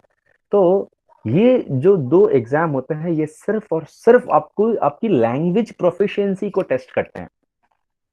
सो अगर आपकी इंग्लिश लैंग्वेज अच्छी है, तो ये आपको अलॉन्ग विद GRE अच्छा है, तो अच्छे यूनिवर्सिटीज आपको मिल जाएंगे। ओके, बहुत बार GRE अच्छा है बट आपका IELTS स्कोर अच्छा नहीं है, तो आपको अच्छी यूनिवर्सिटीज नहीं मिलता। Vice versa is also true. आपका IELTS तो अच्छा क्लियर हो गया, आपने अच्छे बैंड्स में आ गए, आपका स्कोर अच्छा आ गया, बट आपका GRE स्कोर अच्छा नहीं आया, तो भी फिर आपको अच्छी यूनिवर्सिटीज नहीं मिलते। ओके, तो यहाँ पर ये जो 2 एग्जाम हैं, ये सिर्फ और सिर्फ इंग्लिश प्रोफिशिएंसी टेस्ट ही आपकी टेस्ट करते हैं। ठीक है, दोनों अलग अलग हैं। अगर मैं IELTS के बारे में बात करूं, मैं आपको कंपेयर करके बता देता हूं, है ना, ताकि आपको मुझे लगता है फिर, ये देखिए यहाँ पर, क्या आपको ये स्क्रीन दिख रहा है? क्या अभी आने दीजिए, और आपको ये स्क्रीन अगर दिख रहा होगा, तो मैं आपको ये दोनों एग्जाम के बारे में कंपेयर करके बता देता हूं, और शायद यही बहुत जरूरी है। और सबसे पहले देखो, कॉस्ट है। आप ये देख रहे हैं कि जब आप कॉस्टिंग की बात करते हैं, तो आप आपके इंडियन जो कॉस्टिंग है वो लिहाज से बात नहीं कर सकते, कि भाई 1500 रुपए में मुझे कैट का फॉर्म मिलता है, या 1000 रुपए में मुझे बैंकिंग के फॉर्म मिल जाते हैं, IBPS के। ऐसे नहीं होगा, या 1000 रुपए में मुझे गेट के फॉर्म मिल जाते हैं, वो सब नहीं चलता। यहाँ पे आप देखेंगे कि कॉस्टिंग बहुत ज्यादा दिखती है। US डॉलर्स में बात हो रही है यहाँ पर। तो अगर आप IELTS या TOEFL, ये दोनों एग्जाम जो इंग्लिश प्रोफिशिएंसी को ही टेस्ट करते हैं, यू नो। अब ये जो टॉफल है, ये ज्यादातर अमेरिकन यूनिवर्सिटीज जो है ना वो टॉफल के लिए ज्यादा देखती हैं। आईएलटीएस जो है वो ऑस्ट्रेलिया हो गया, कनाडा हो गया, ये ज्यादा प्रेफर करती हैं कि आपके पास आईएलटीएस हो। तो जो यूनिवर्सिटी आप टारगेट कर रहे हैं वो यूनिवर्सिटी आईएलटीएस फोकस कर रही है या टॉफल फोकस कर रही है, बच्चे तो दोनों भी देते हैं, ताकि जो अच्छा आ जाए वो हिसाब से वो यूनिवर्सिटीज भी देख सकते हैं। तो कॉस्टिंग देखें अगर तो 215 टू $245, तो आप इसको ऑन एन एवरेज भी पकड़े तो समझो 230, यू नो। तो वही 15,000 to 17,000, यू नो, आपका ये जनरली कॉस्ट पड़ता है, यू नो। और अगर आप वेरीज बाय कंट्री, टॉफल देखें तो with most of the countries are under $200, you know, 165 थोड़ा सा कम पड़ जाता है। एग्जाम का जो समय होता है अगर आप देखें तो लेंथ, ये अप्रोक्सीमेटली 3 आवर्स का एग्जाम है, टॉफल 4 घंटे का एग्जाम है। सबसे अच्छी चीज क्या है, ये चारों में अगर आप देखें तो सेम सेक्शंस होते हैं, लिसनिंग है, रीडिंग है, राइटिंग है और स्पीकिंग है, यू नो। 4 ही सेक्शन है जिसमें आपको आपकी वो लिसनिंग एबिलिटी भी चेक करते हैं। अब लिसनिंग एबिलिटी कैसे चेक करेंगे, है ना। Just give me 10 more minutes to sum up this overall, है ना। मैं आपको सम अप करके फिर मैं हाफ एन आवर और लूंगा ताकि आपको मैं बता सकूं कि ये एग्जाम का पैटर्न कैसा होता है, ताकि आपको एक ओवरऑल एक आइडिया मिल जाए। I believe you know you will support me in this. Okay, it is 12:15 right now. I know, it is more than 1 hour. We are talking, you people are listening. Okay, so ज्यादा समय ना लेते हुए आपका, तो अगर आप IELTS के बारे में बात करेंगे तो length is approximately 3 hours, 2 hours 45 minutes, and TOEFL is 4 hours. 4 तरह के सेक्शन होते हैं इसमें, listening, reading, writing and speaking. अब लिसनिंग के लिए मैं आपको बता देता हूँ, ये क्या करते हैं, समझो आप उनका एक लैंग्वेज सुन रहे होते हैं, किसी टॉपिक पर जो आपका इंटरेस्ट है, वो पूछते भी हैं कि आपको किस टॉपिक में इंटरेस्ट है। आपको साइंस में इंटरेस्ट है, आपको आर्ट कल्चर में इंटरेस्ट है, आपको हिस्ट्री में इंटरेस्ट है, what is your interest, area of interest, और उसके ऊपर वो वीडियो चलाते हैं और वो वीडियो सुनकर आपको उनके क्वेश्चन का आंसर देना पड़ता है। आपको रीडिंग, 1 घंटा रीडिंग है, आप देखिए, आपको जो है आपको रीडिंग देंगे, वो रीडिंग के ऊपर क्वेश्चन पूछा जाता है। Then your writing skills is also checked, आप कैसे लिखते हैं, आपके थॉट प्रोसेस क्या है, आप वर्ड्स कैसे इस्तेमाल करते हैं, आपका ग्रामर कैसा है, और जब आप स्पीकिंग की बात करते हैं तब वो एक्सेंट वगैरह चेक करते हैं, for example suppose there is a South Indian, तो साउथ इंडियन में थोड़ा सा आपका साउथ इंडियन एक्सेंट आ जाता है, यू नो तो वो भी चेक करते हैं। बहुत ज्यादा एक्सेंट रहेगा तो स्पीकिंग में कम मार्क्स मिलता है। So these all 4 sections, you know सबके इंडिविजुअल बैंड्स होते हैं, इंडिविजुअल मार्किंग्स भी होती है।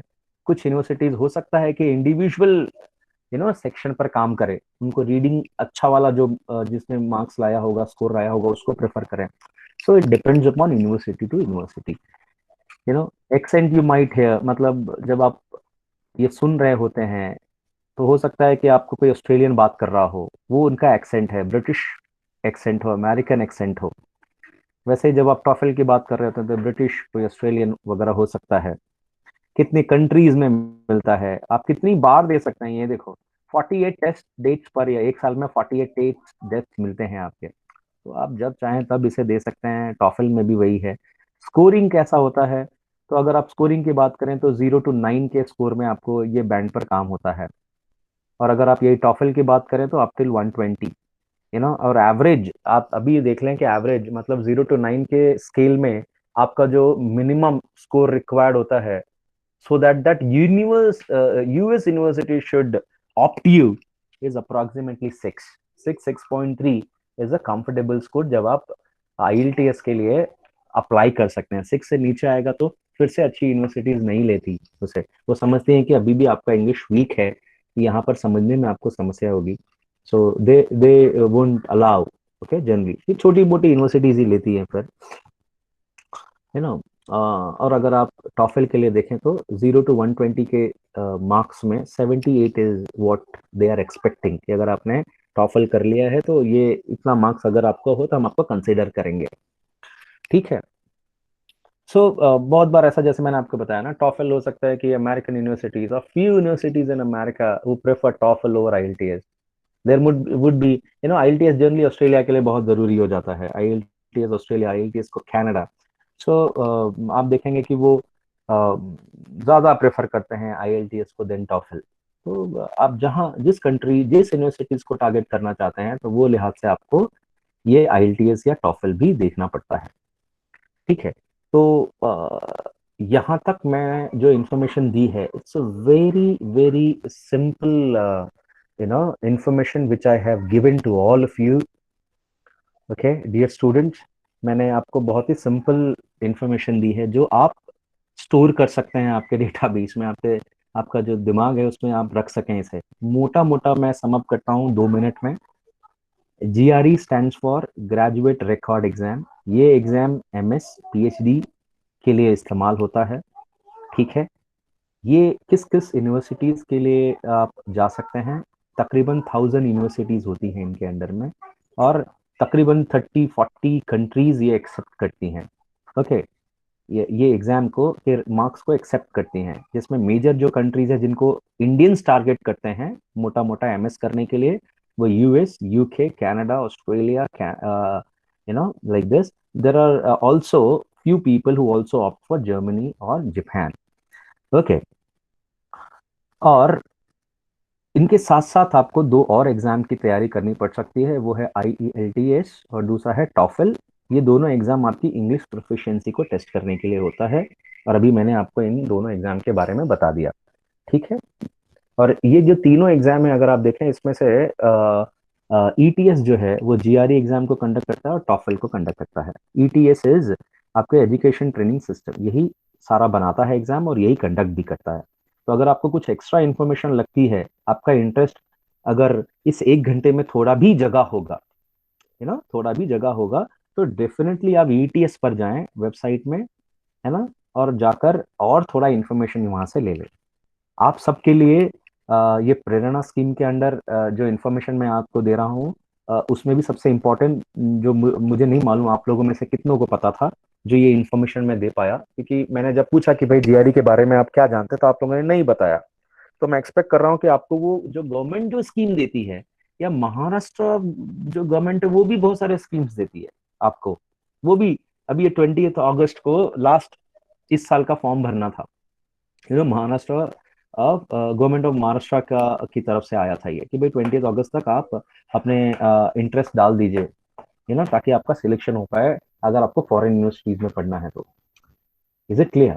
तो कहने का मतलब है, when the government is ready to offer you something, आप ये समझिए कि अगर मुझे पता ही नहीं है तब तो मैं वैसे ही लूज कर गया, तब तो आपका सवाल ही नहीं उठता, तब तो आप लूज करने के लिए आपके पास बहुत कुछ है। लेकिन अगर आप ये थोड़ी थोड़ी इन्फॉर्मेशन अपने पास रखें, और ये आपके अपने बेनिफिट के लिए है भाई, दूसरों के लिए थोड़ी है ना।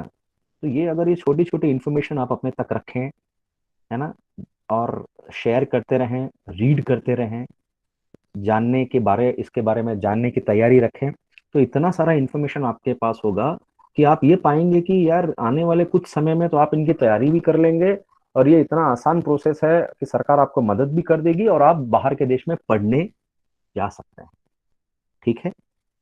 तो ये कोई ड्रीम जैसा नहीं है, जैसा कुछ स्टूडेंट ने बोला कि सर मैं तो इंडिया में ही पढ़ूंगा या इंडिया में ही काम करूंगा। ठीक है, वो सारी अपॉर्चुनिटी आपको आपके कंट्री में मिलेगी। ठीक है, बट कुछ तो ऐसे होंगे जो बाहर पढ़ने की इच्छा रखते होंगे, है ना। आप पिक्चरों में देखते हैं, है ना, आप और कोई मीडियम से जानते हैं, पेपर में पढ़ते हैं, वहाँ की यूनिवर्सिटीज के बारे में पढ़ते हैं, तो आप देखते हैं कि वो कुछ अलग करते हैं, है ना। हमारे आज भी बहुत सारी यूनिवर्सिटीज हैं जो टॉप 200 में भी नहीं आती, बी इट IT, BIM। इसका मतलब they are offering something else, so why not try to see what they are offering, है ना। और बिना जाने वो क्या ऑफर करते हैं, मैं कैसे किसी चीज को नेग्लेक्ट कर सकता हूँ, है ना। और इन दी एंड आप इंजीनियर्स हैं, आपकी एनालिटिकल स्किल्स तो है, थोड़ा एफर्ट डालना है, वो थोड़ा एफर्ट डाल के आप इन यूनिवर्सिटीज को टारगेट कर सकते हैं। तो यहाँ तक मुझे लगता है मैंने 12:21 हो गया आपके लिए, और मैं ज़्यादा से ज़्यादा हाफ एन आवर लूँगा सिर्फ ये बताने के लिए कि आप किस तरह के एग्जाम पैटर्न को वहाँ देखते हैं। और इसमें मोटा मोटा आपको मैं, डियर स्टूडेंट्स, यू नो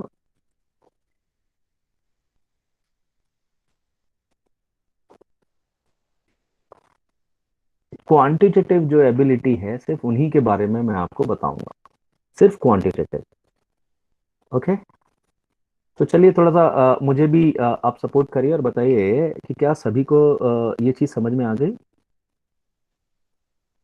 अगर आप लिखना चाहें तो आप लिखिए, अगर आप बोलना कोई चाहता है, you know anyone out of you would like to speak something, या क्योंकि ये मेजर पार्ट इस एग्जाम के बारे में मैंने बता दिया है। अब जो रह जाती है, जिससे बच्चा डरता है, वो क्वेश्चन ही नहीं देखना चाहता है ना, वो कहता है यार हमको नहीं देखना है, यू नो कभी अटेम्प्ट नहीं मारता। तो मैं वो डर निकालने के लिए आधा घंटा और लेना चाहता हूँ आपका, ताकि आपको लगे यार ये तो पढ़ा हुआ है, ये तो बहुत ही आसान है, और इसी तरह के क्वेश्चन वो लोग पूछते हैं, है ना। तो अगर आपके दिमाग में किसी ने ये डर डाला हो कि भाई ये गेट का एग्जाम या कैट का एग्जाम, ऐसे एग्जाम्स को आप देख रहे हो, तो आप देखेंगे कि यार ये एग्जाम वैसा है ही नहीं, है ना। और in fact at some times I find this is GRE is most most influential exam, बहुत इन्फ्लुएंस डालता है ये। क्यों? आप इनके तरीकों पर, इनके क्वेश्चन के फॉर्मेट पर अगर आप जाते हैं तो ये सिर्फ बेसिक्स पे काम करते हैं, है ना। बहुत बार आप देखेंगे कि इनका एप्लीकेशन भी आपके रियल लाइफ में मिलता है। वेरा जब आप कैट वगैरह की बात करते हैं तो वो मोटा मोटा आपका, जब तक आप बहुत नहीं पढ़ेंगे या बहुत ज्यादा नॉलेज नहीं होगा, आप उनके सिस्टम में फिट नहीं बैठते। इसका मतलब क्या, मैं मेरे पास मैथ्स का पूरा नॉलेज नहीं है या इंग्लिश का पूरा नॉलेज नहीं है, तो क्या मैं फर्दर एजुकेशन के लिए नहीं जा सकता आपकी यूनिवर्सिटीज में? ये वो जीआरई नहीं करता।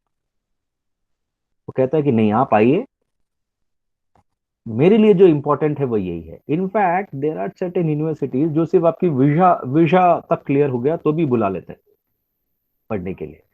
अब वीजा क्लियर करिए और आ जाइए। बट हमको वैसी यूनिवर्सिटीज को टारगेट नहीं करना है, ठीक है। तो क्या मैं अगले प्रेजेंटेशन पर बढ़ूं?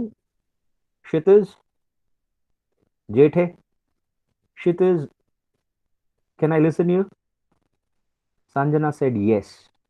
Yes, Kshitiz, can I listen you? Hey, this is not time to sleep, no? Kshitiz, are you there?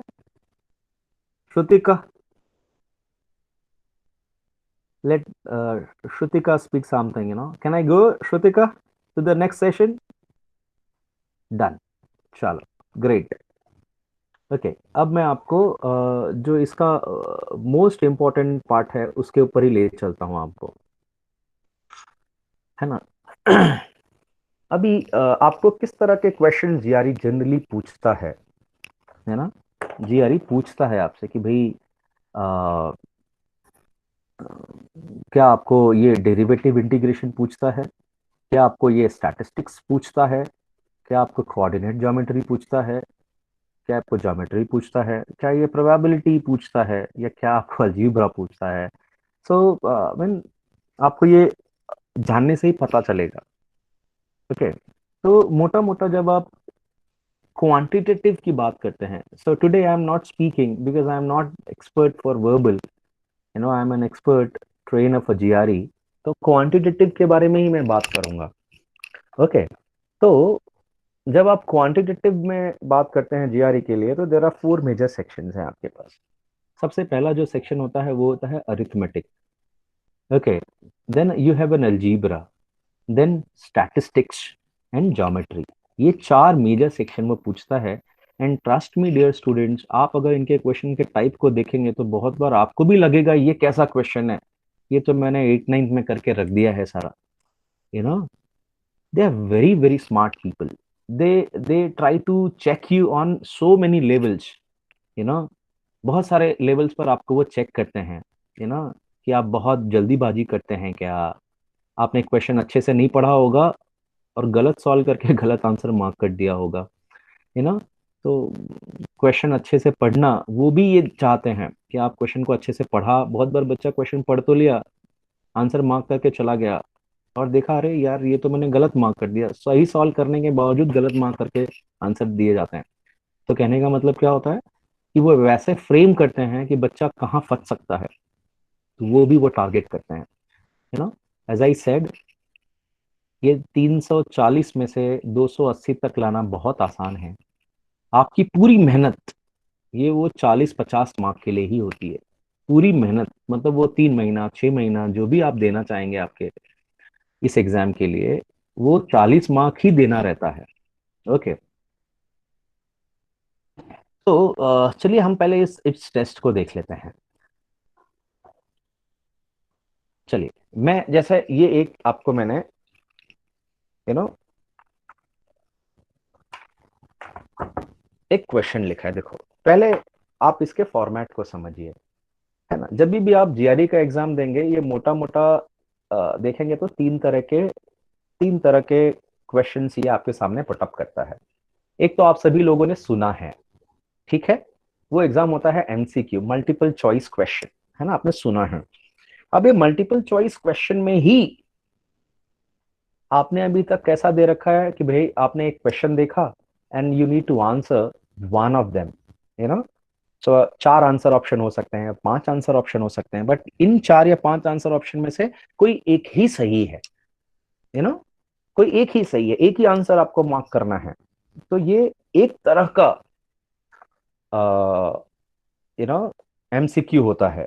दूसरा एमसीक्यू क्या होता है, जहां पर आप देखें तो आपके पास मोर देन वन, एक से ज्यादा आंसर ऑप्शन भी हो सकता है।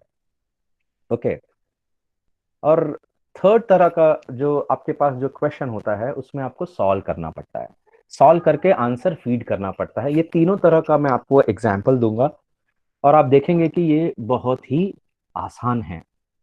ओके, जैसे ये क्वेश्चन है, देखो आपके सामने है, ठीक है, आपको एक सर्कल दिया है, ठीक है, और एक ट्रायंगल है, और एक आप देखें तो सेक्टर भी है, sector O A B. O is the center of the circle and the perimeter of AOB is 6। और शायद मैं ऐसे भी कह सकता हूँ कि शायद ये जो आप देख रहे हैं, ये आपके मॉडरेट टाइप ऑफ क्वेश्चन में जाए, मतलब मॉडरेट है ये, जिसको मैं समझता हूँ एज ए इंजीनियरिंग स्टूडेंट आपको बहुत ही आसान लगे, ठीक है। तो अगर आप इस क्वेश्चन का फॉर्मेट देखें बच्चों, तो O is the centre of the circle and the perimeter of AOB is 6, ठीक है। मैं अब आपको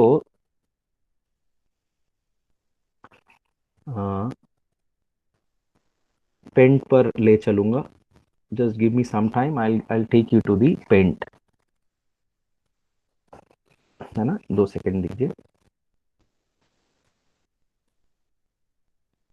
थोड़ा सा मैं आपको लिख कर दिखाऊंगा।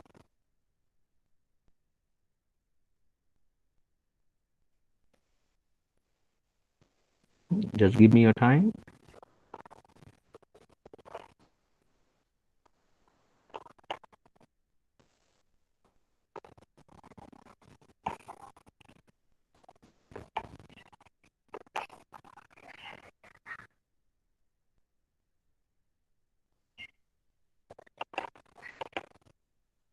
ओके, सो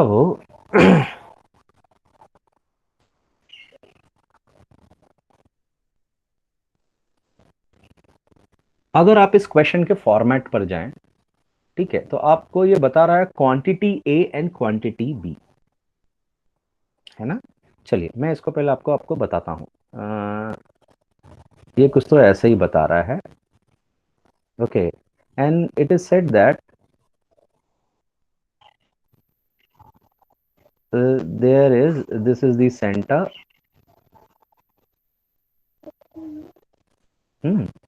ये आपको दिया हुआ है, it is O is the center, A and B are the part of the sector. Okay, O is the center of the circle and the perimeter AOB is 6। perimeter क्या होता है, OAB, so perimeter is the sum of the outer periphery, the length of the outer periphery is the perimeter, so OA plus AB plus OB, this is equal to 6 units। अगर centimetre में दिया है तो हम 6 centimetre कहेंगे, कोई unit नहीं दिया है, I will take it as it is. और एक इंफॉर्मेशन दिया है, this center angle is 60 degrees. Okay, अब आप ये पैटर्न देखो, इसमें ऐसे दिया है, आपको कह रहा है quantity A, this is the pattern of GRE only, और आपको कहीं देखने नहीं मिलता, एंड क्वांटिटी बी, है ना। और ये क्वांटिटी ए में कह रहा है the circumference of the circle, है ना, द सर्कमफ्रेंस ऑफ सर्कल, और क्वांटिटी बी में दिया हुआ है 12। तो आपके लिए सबसे बड़ा कंसर्न तो ये है यार, करना क्या है। तो करना है, ये जो क्वांटिटी ए और क्वांटिटी बी है, ये पार्ट आपको ध्यान से समझना है। और आप देखेंगे there are 4 answer option, 4 answer options are A B C D, right. There are 4 answer option A B C D. Okay, A कब मार्क करना रहता है, when quantity A, I should write quantity, हाँ, quantity A is more than quantity B, तब A mark करेंगे। When quantity B is more than quantity A, you know, तब आप answer option B mark करेंगे। And when quantity A is equal to quantity B, तब answer option C mark करेंगे। और quantity D तब आप, या आंसर ऑप्शन डी तब मार्क करते हैं when you don't find any relationship. Any relationship का मतलब क्या है कि हो सकता है कि क्वांटिटी ए क्वांटिटी बी से बड़ा हो, और क्वांटिटी बी क्वांटिटी ए से बड़ा हो, ये चांसेस हो सकते हैं। या हो सकता है कि बराबर भी हो। तो जब आपके पास कोई रिलेशन नहीं निकलेगा, तो आप आंसर ऑप्शन डी मार्क करते हैं।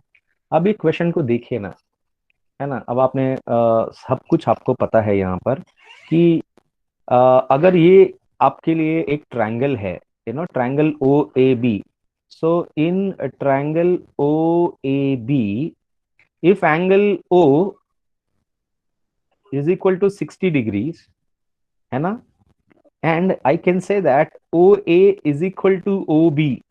क्यों भाई? Because this is radius, yes or no? So if OA is equal to OB, so this became an isosceles triangle. Isosceles triangle की प्रॉपर्टी क्या कहती है? अगर ये दो ऑपोजिट साइड बराबर, ये दो साइड बराबर है किसी ट्रायंगल के, तो उनके ऑपोजिट एंगल भी बराबर होंगे, है ना। And what is sum of interior angle of a triangle is 180. So angle O plus angle A plus angle B is equal to 180. Therefore, angle A plus angle B is equal to 180 minus 60, that is 120. इसका मतलब है कि ये दोनों angle मिलाकर मुझे 120 होना चाहिए। ठीक है भाई।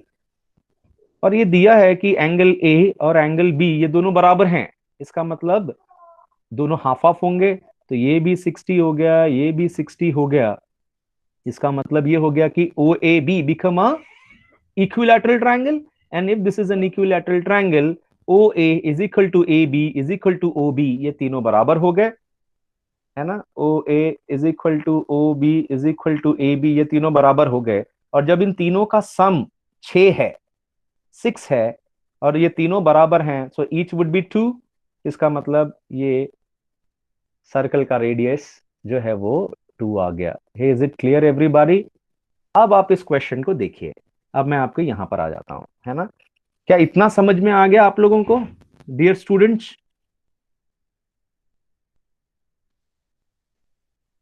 Okay, Pranjal and Sanjana have answered the question, I appreciate that. But क्या ये सभी को समझ में आ गया अभी तक मैंने जो समझाया? Okay, so I would be going ahead. अब क्वेश्चन कह रहा है the circumference of the circle निकालो, तो क्वांटिटी ए निकालनी है। तो circumference of a circle is 2 pi r, और अभी आपने देखा कि रेडियस ऑफ द सर्कल कितना आया? 2 आया। सो आपका answer is 4 pi, and pi की वैल्यू कितनी होती है? 3 से ज्यादा 3.14 होता है। So answer is 4 pi. 2 pi r में R2 रखूंगा, so circumference of the circle is 4 pi, और 4 पाई का मतलब ही होता है इट इज मोर देन 12.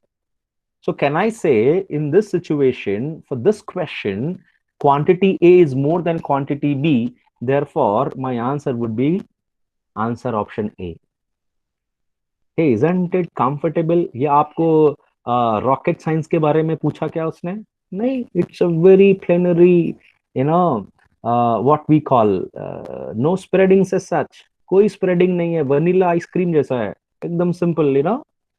तो आप ये बाएं हाथ से ही इसे सॉल्व कर सकते हैं, ठीक है। Late me give you this question, है ना, जहां पर फिर से वही एक ही आंसर ऑप्शन आपको मिले। क्या लिखा है देखो, if a is the smallest prime number greater than 21, 21 से बड़ा स्मॉलेस्ट प्राइम नंबर अगर है, and b is the largest prime number less than 16। अब आप मुझे बताइए, अगर इस क्वेश्चन में मुझे ये पता हो कि भाई प्राइम नंबर क्या होता है, तो ही मैं इससे आगे ले चल सकता हूं, yes or no? So if a is a smallest prime number greater than 21 and b is the largest prime number, so चलो क्या आप मुझे लिबर्टी देंगे पूछने के लिए कि what is a prime number? Dear students, tell me what is a prime number? चलिए नाम ले लेता हूं, है ना, मयूर Patil, you can start your mic and answer my question, मयूर, कि what is a prime number, क्या होता है prime number? I know most of you are know that, okay, आपको पता है कि प्राइम नंबर क्या होता है, ठीक है, बट अगर आप नहीं बोलेंगे तो फिर आगे भी आप जनरली नहीं बात करेंगे, है ना। So I would be happy if you are speaking something, आप कुछ बोलें कि क्या होता है। Mayur Patil, you are not speaking, okay done, है ना। Divisible by one and itself excluding one, तो divisible by one and itself, अच्छा, वन से डिविजिबल हो और इटसेल्फ एक्सक्लूडिंग वन, बहुत अच्छा प्रांजल, है ना, आपने सही आंसर किया। सो जब आप कहते हैं प्राइम नंबर, सो पहली बात तो ये होता है, देखो बेसिक कहाँ से चालू होता है ना। सो अगर मैं कहूं a natural number which is divisible by one and itself, okay, other than one is a prime number, ये एक तरीका हो सकता है। या आप कह सकते हैं भाई any natural number which has exactly two divisor, जिसके पास एग्जैक्टली टू डिवाइजर्स ही हों, वो दो डिवाइजर कौन से होंगे, वन हो सकता है और वो नंबर खुद हो सकता है, तो उसे या प्राइम नंबर कहते हैं। तो यहां पर उसने क्या किया, आपसे एक प्राइम नंबर का जो कॉन्सेप्ट है ना, जहां जो इस्तेमाल होता है, वो उसने पूछा आपसे, ओके, इस क्वेश्चन में। सो अगर आप देखें तो smallest prime number greater than 21 is, आप बताइए, स्मॉलेस्ट प्राइम नंबर इज 23, 21 से बड़ा सबसे छोटा प्राइम नंबर इज 23। क्लियर, इस तरह के फंक्शंस आप लोग को पता होंगे, ठीक है। लार्जेस्ट इंटीजर लेसर देन और स्मॉलेस्ट इंटीजर ग्रेटर देन, उस तरह का एक तरह का ये फंक्शन है अलजीब्रा का। B is the largest prime number less than 16, ठीक है, तो 16 से छोटा सबसे बड़ा प्राइम नंबर कौन सा है, 13 है। और आपको पूछा है ए इंटू बी, इसका मतलब क्या है, आपको थोड़ा सा कॉन्सेप्ट पता हो प्राइम नंबर का, you can easily answer this question. A का नंबर पता चल गया, बी पता चल गया, 299। सो ये आपको कोई एक ही आंसर करना है। अगेन आई विल से कि भाई ये कोई रॉकेट साइंस नहीं है, it is such a simple question, okay. अब इसमें देखो आपके पास मल्टीपल चॉइस आइटम्स हैं, आपके पास 3 और मोर ऑप्शंस आर अवेलेबल, है ना। आपके पास 4 आंसर ऑप्शन है, 5 आंसर ऑप्शन है, बट अगर वो कहता है कि you have to select one or more answer out of it, तब आप इसे कहते हैं कि आपके पास मल्टीपल आंसर्स अवेलेबल हैं। देखो ये लिखा भी हुआ है, इंडिकेट ऑल सर्च आंसर्स, मतलब अगर आपके पास एक से ज्यादा आंसर अगर आ सकते हैं तो आप उसे दीजिए, ठीक है। तो ये कैसे कह रहा है, देखो ये कह रहा है कि अगर एक ट्रायंगल एबीसी है जिसमें angle A is 25 and measure of angle B is greater than 90, तो इसका मतलब तो यही हो गया कि ए और बी मिलाकर कितने हो गए, है ना, 115 से ज्यादा एंगल ए, है ना। अगर मुझे लिखना पड़े, फर्ज करिए अगर मुझे लिखना ही पड़े इसे, let me go for another,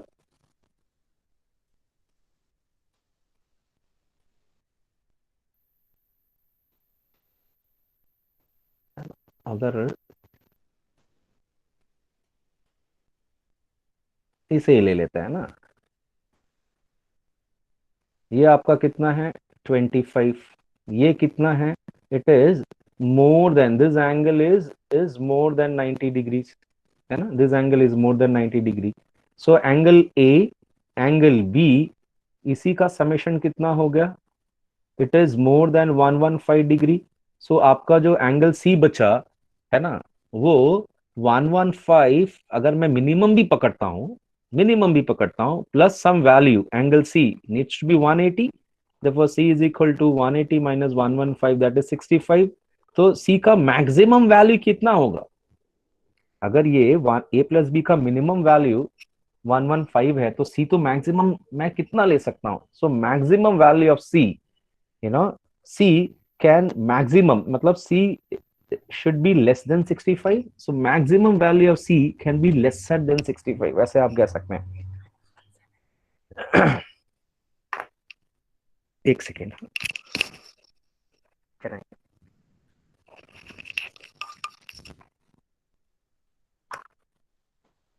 ठीक है। सो c should be maximum go up till 65, तो आप यहाँ पर देख सकते हैं कि c का वैल्यू आप मैक्सिमम 65 तक जा सकते हैं। तो what could be the value of c here? So 12, 15, 45, 50. So can I say here I have more than one answer available here who are justifying my answer? Yes. So ये दूसरे तरह का, ये भी जनरली बहुत सारे एग्जाम में देखने नहीं मिलता, है ना, मल्टीपल चॉइस आंसर्स बहुत जगहों पर नहीं मिलता, ये चारों पॉसिबल है। ठीक है, चलिए मैं आज एवरेज आपको नहीं पूछूंगा, है ना, थोड़ा समय कम है, एक दो क्वेश्चन और ले लेता हूं मैं। ठीक है, एक दो क्वेश्चन और लेकर then I can wind up the session for the day. Quantity A लिखा है, देखो कह रहा है 64% ऑफ 50 इंटू 40, और क्वांटिटी बी दिया है 1200। तो अब इस तरह के क्वेश्चंस आते हैं, कैन यू बिलीव दैट, है ना। तो आप इसको आसानी से 64% ऑफ 2000 आप आसानी से निकालेंगे, it is 1280। You can compare और कहेंगे कि quantity A is more than quantity B, therefore answer option is A. Okay, here x square plus x minus 2 upon x plus 2, और जब आप इसे सॉल्व करते हैं, है ना, तो आप देखते हैं एक जगह पे आता है x minus 1 और एक जगह पे आता है x, है ना, I am rushing a bit, आप आसानी से इसे सॉल्व कर सकते हैं, क्वाड्रेटिक सॉल्व किया गया है, दो उसकी जरूरत नहीं पड़ती, यू नो, आपको थोड़ा नॉलेज होना चाहिए क्वाड्रेटिक का, आप आसानी से आप उसके फैक्टर्स निकाल सकते हैं। Okay, x minus 1 and x plus 2, ये शायद छुप गया है, प्रॉपर ये नहीं हुआ यहाँ पर, तो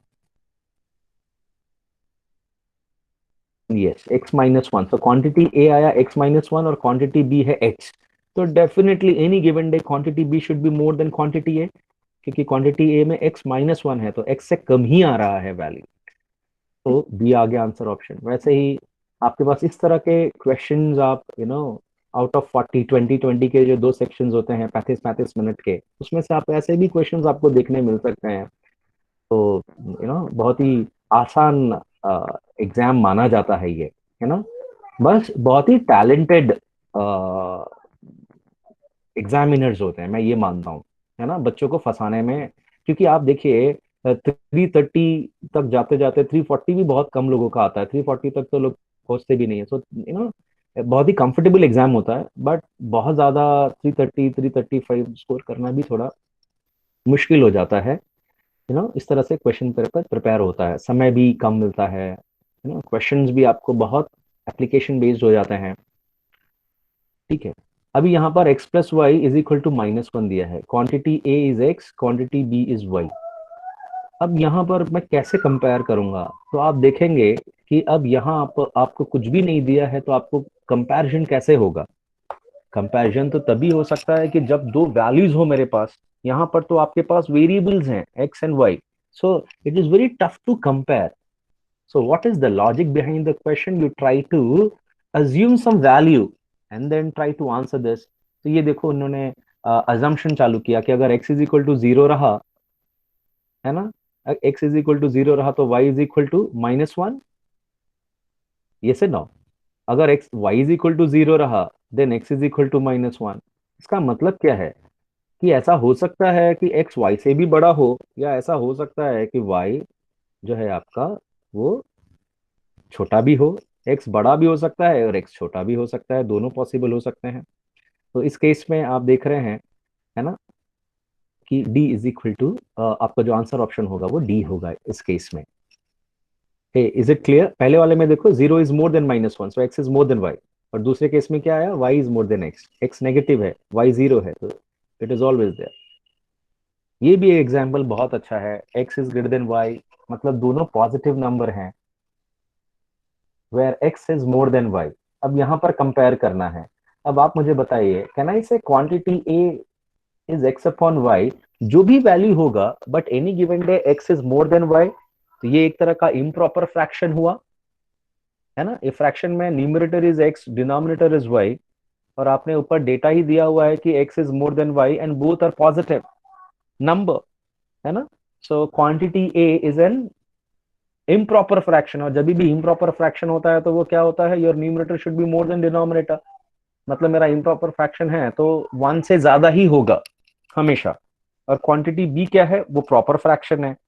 तो आप मुझे बताइए, क्वांटिटी a इम्प्रॉपर फ्रैक्शन है और क्वांटिटी b उन्हीं दो नंबर्स के, है ना, आपके जो दो नंबर्स है x एंड y, उन्हीं दो नंबर का प्रॉपर फ्रैक्शन है, तो definitely quantity a should be quantity b, a से ज्यादा होगा। आप वैल्यू भी लेकर सॉल्व कर सकते हैं, यू नो, हमेशा आप वैल्यू भी लेकर सॉल्व कर सकते हैं, बट लॉजिकली भी अगर आपको थोड़े कॉन्सेप्ट्स और फंडामेंटल्स क्लियर हैं तो आप ये भी आंसर प्रॉपरली दे सकते हैं। So there are 20 people left out here. You know, we have started with 26, now 20 people out there. It is 12:48. So मैं शायद अब एक लास्ट क्वेश्चन लूंगा, then I can definitely would love to wind up this. Okay, let me take this now.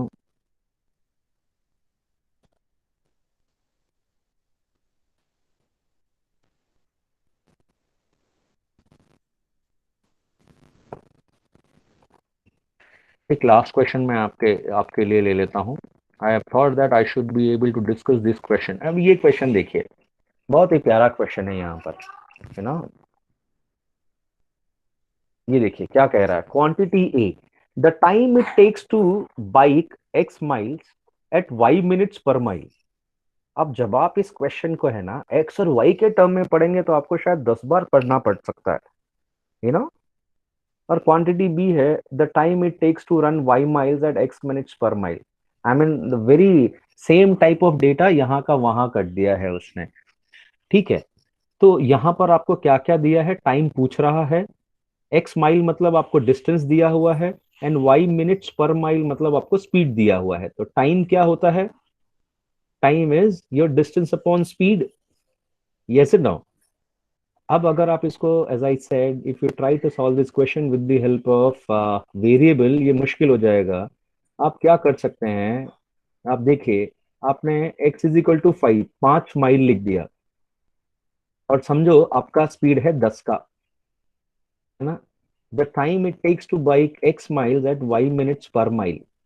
तो यहाँ पर x आपको ले लिया, है ना, ये आपका डिस्टेंस। अच्छा, उसने तो फिर डिस्टेंस पूछना चाहिए था, ये शायद गलत हुआ रहेगा क्वेश्चन में। ठीक है, the time it takes to bike x mile at y minutes per mile, ठीक है।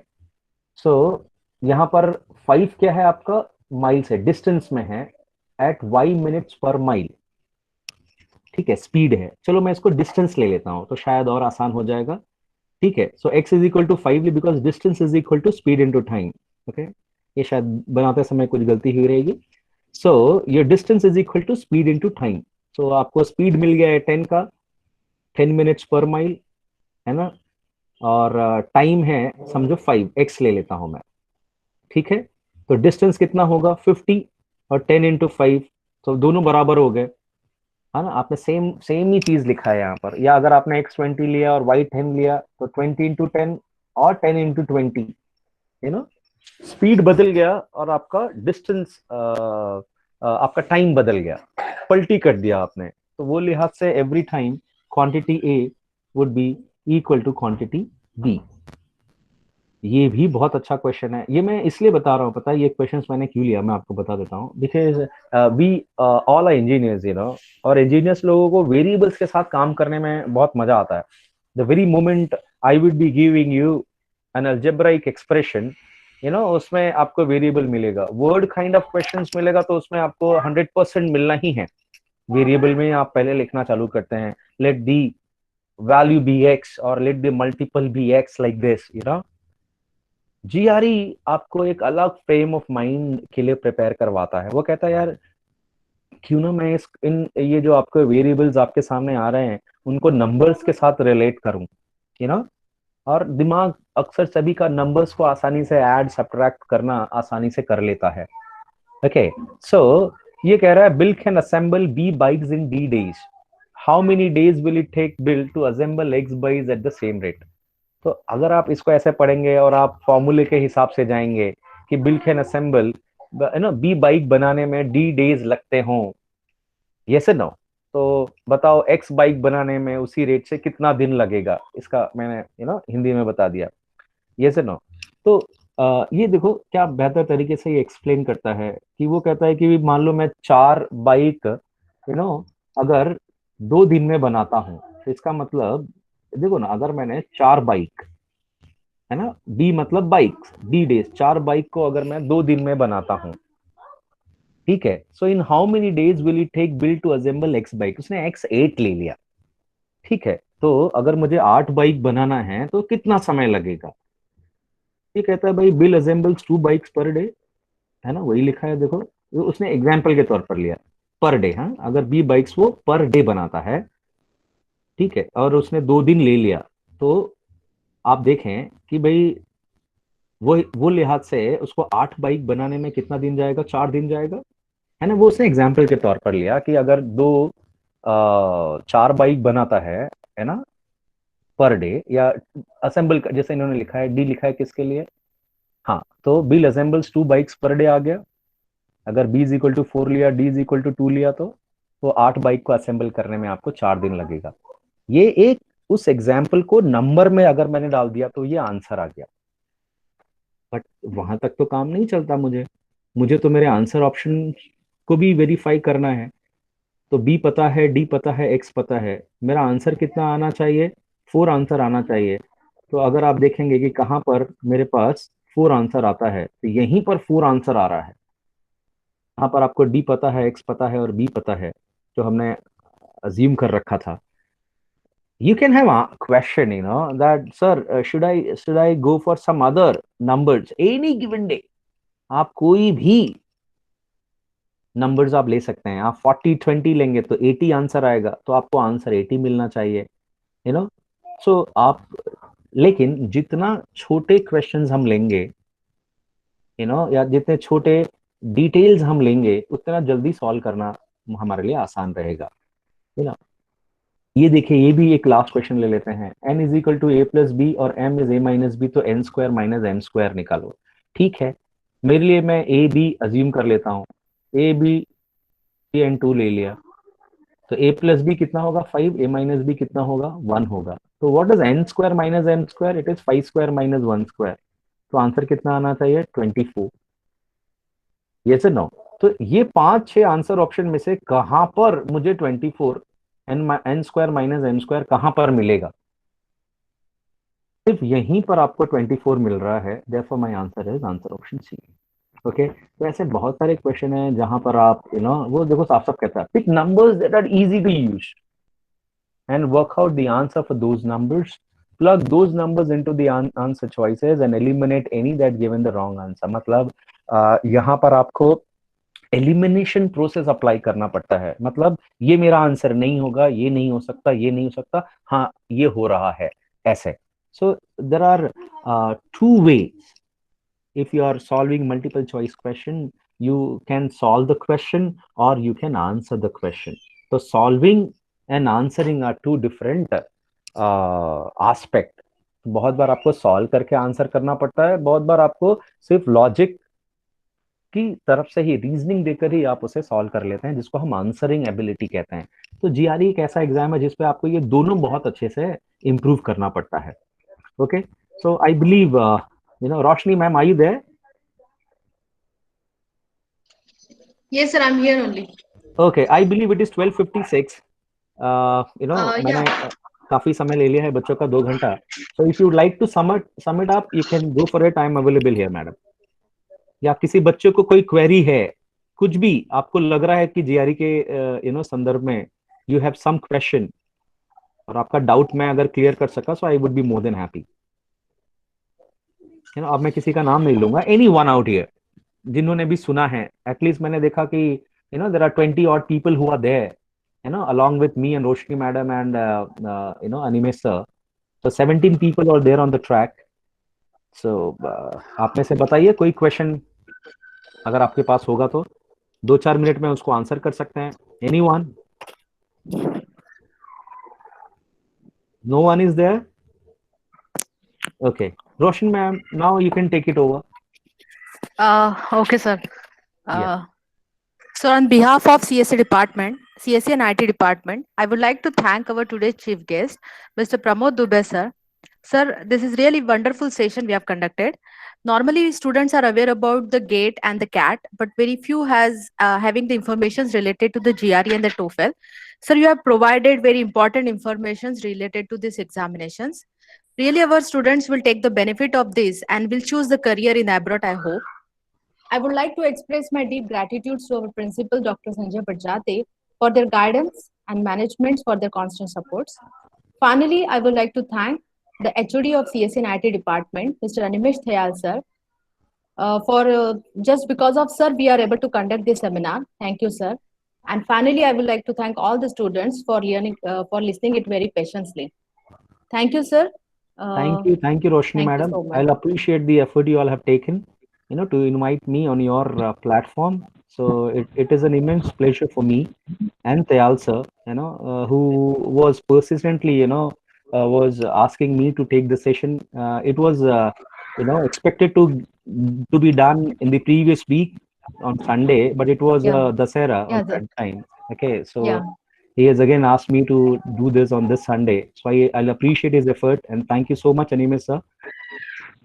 Sir, thank you so much to you Thank you, sir. for the wonderful session. Thank you. Thank you, sir. Yeah. Take care, sir. Okay. Bye, Roshni madam. Thank you so much. Okay. Yes, Thank you. Thank you so much. हम बातें sir कुछ आप कह रहे थे, Animesh sir. Can you speak out? हाँ sir, आपकी आवाज कट रही है. Yes, sir. आपकी आवाज कट रही है. हाँ, डिस्टर्बेंस है. शायद मैं आपसे फोन पर बात कर लूंगा, Animesh sir. ओके सर, मैं ये बोल रहा था शुभम वासे ने कोई मैसेज लिखा है, आप उसका आंसर कर सकते हैं क्या? हाँ, Oh, शुभम yes. वासे. हाँ है. सी बुक्स बहुत है ना. बुक्स में अगर आप देखें तो 5 पाउंड करके जो बुक है वो बहुत ही बढ़िया बुक है. 5 पाउंड आप लिख लीजिए. 5 पाउंड का बुक है ये. उसका नाम ही है ऐसे. It's a very very good book. वैसे आप जाएंगे तो ETS जो है, एजुकेशन ट्रेनिंग सिस्टम, वो आपको बहुत हेल्प करता है. ऑनलाइन भी इतना कुछ अवेलेबल है कि आपको बुक्स की कोई कमी नहीं है. लेकिन इसके बावजूद मैं आपको सजेस्ट करूंगा कि बुक्स रेफर करें. और शुभम, जितना हो सके आपका जो प्रिपरेशन है उसको आप डिवाइड करके ही करें. कि पहले मुझे अरिथमेटिक अच्छा कर लेना है. मैं क्वांट के पर से बात कर रहा हूँ. ये अरिथमेटिक पूरा कर लेना है, अलजीब्रा करना है. इस तरह से आप उसे सेगमेंट में लेके जाएं. तो इसके साथ साथ अगर आप GRE के लिए प्रिपरेशन कर रहे हैं तो आपके लिए आपका CRT भी बनता जाएगा. कंपनीज आएंगी तो CRT के लिए आपको जाना होगा, तो वो भी प्रिपेयर होता रहेगा. आप अगर कैट को आगे परस्यू करना चाहेंगे तो उसके लिए भी प्रिपरेशन होती रहेगी. तो आप किसी भी चैप्टर से शुरुआत ना करें, कॉन्फिडेंस आने के लिए आपके टॉपिक्स में. तो आई वुड बी सजेस्टिंग यू कि आप बुक्स बहुत हैं, जिसपे मैं जो बुक्स जनरली प्रेफर करता हूँ वो 5 पाउंड का है. तो आप भी उसे रेफर कर सकते हैं. ओके. और इंडियन बुक्स नहीं है, सारी फॉरेन बुक्स हैं, तो थोड़ी महंगी होती हैं ये किताबें, है ना. इंडियन बुक्स नहीं के बराबर है, वो सारी बाहर की किताबें हैं. तो बट ऑनलाइन बहुत सारा मटेरियल अवेलेबल है बच्चा. ठीक है शुभम.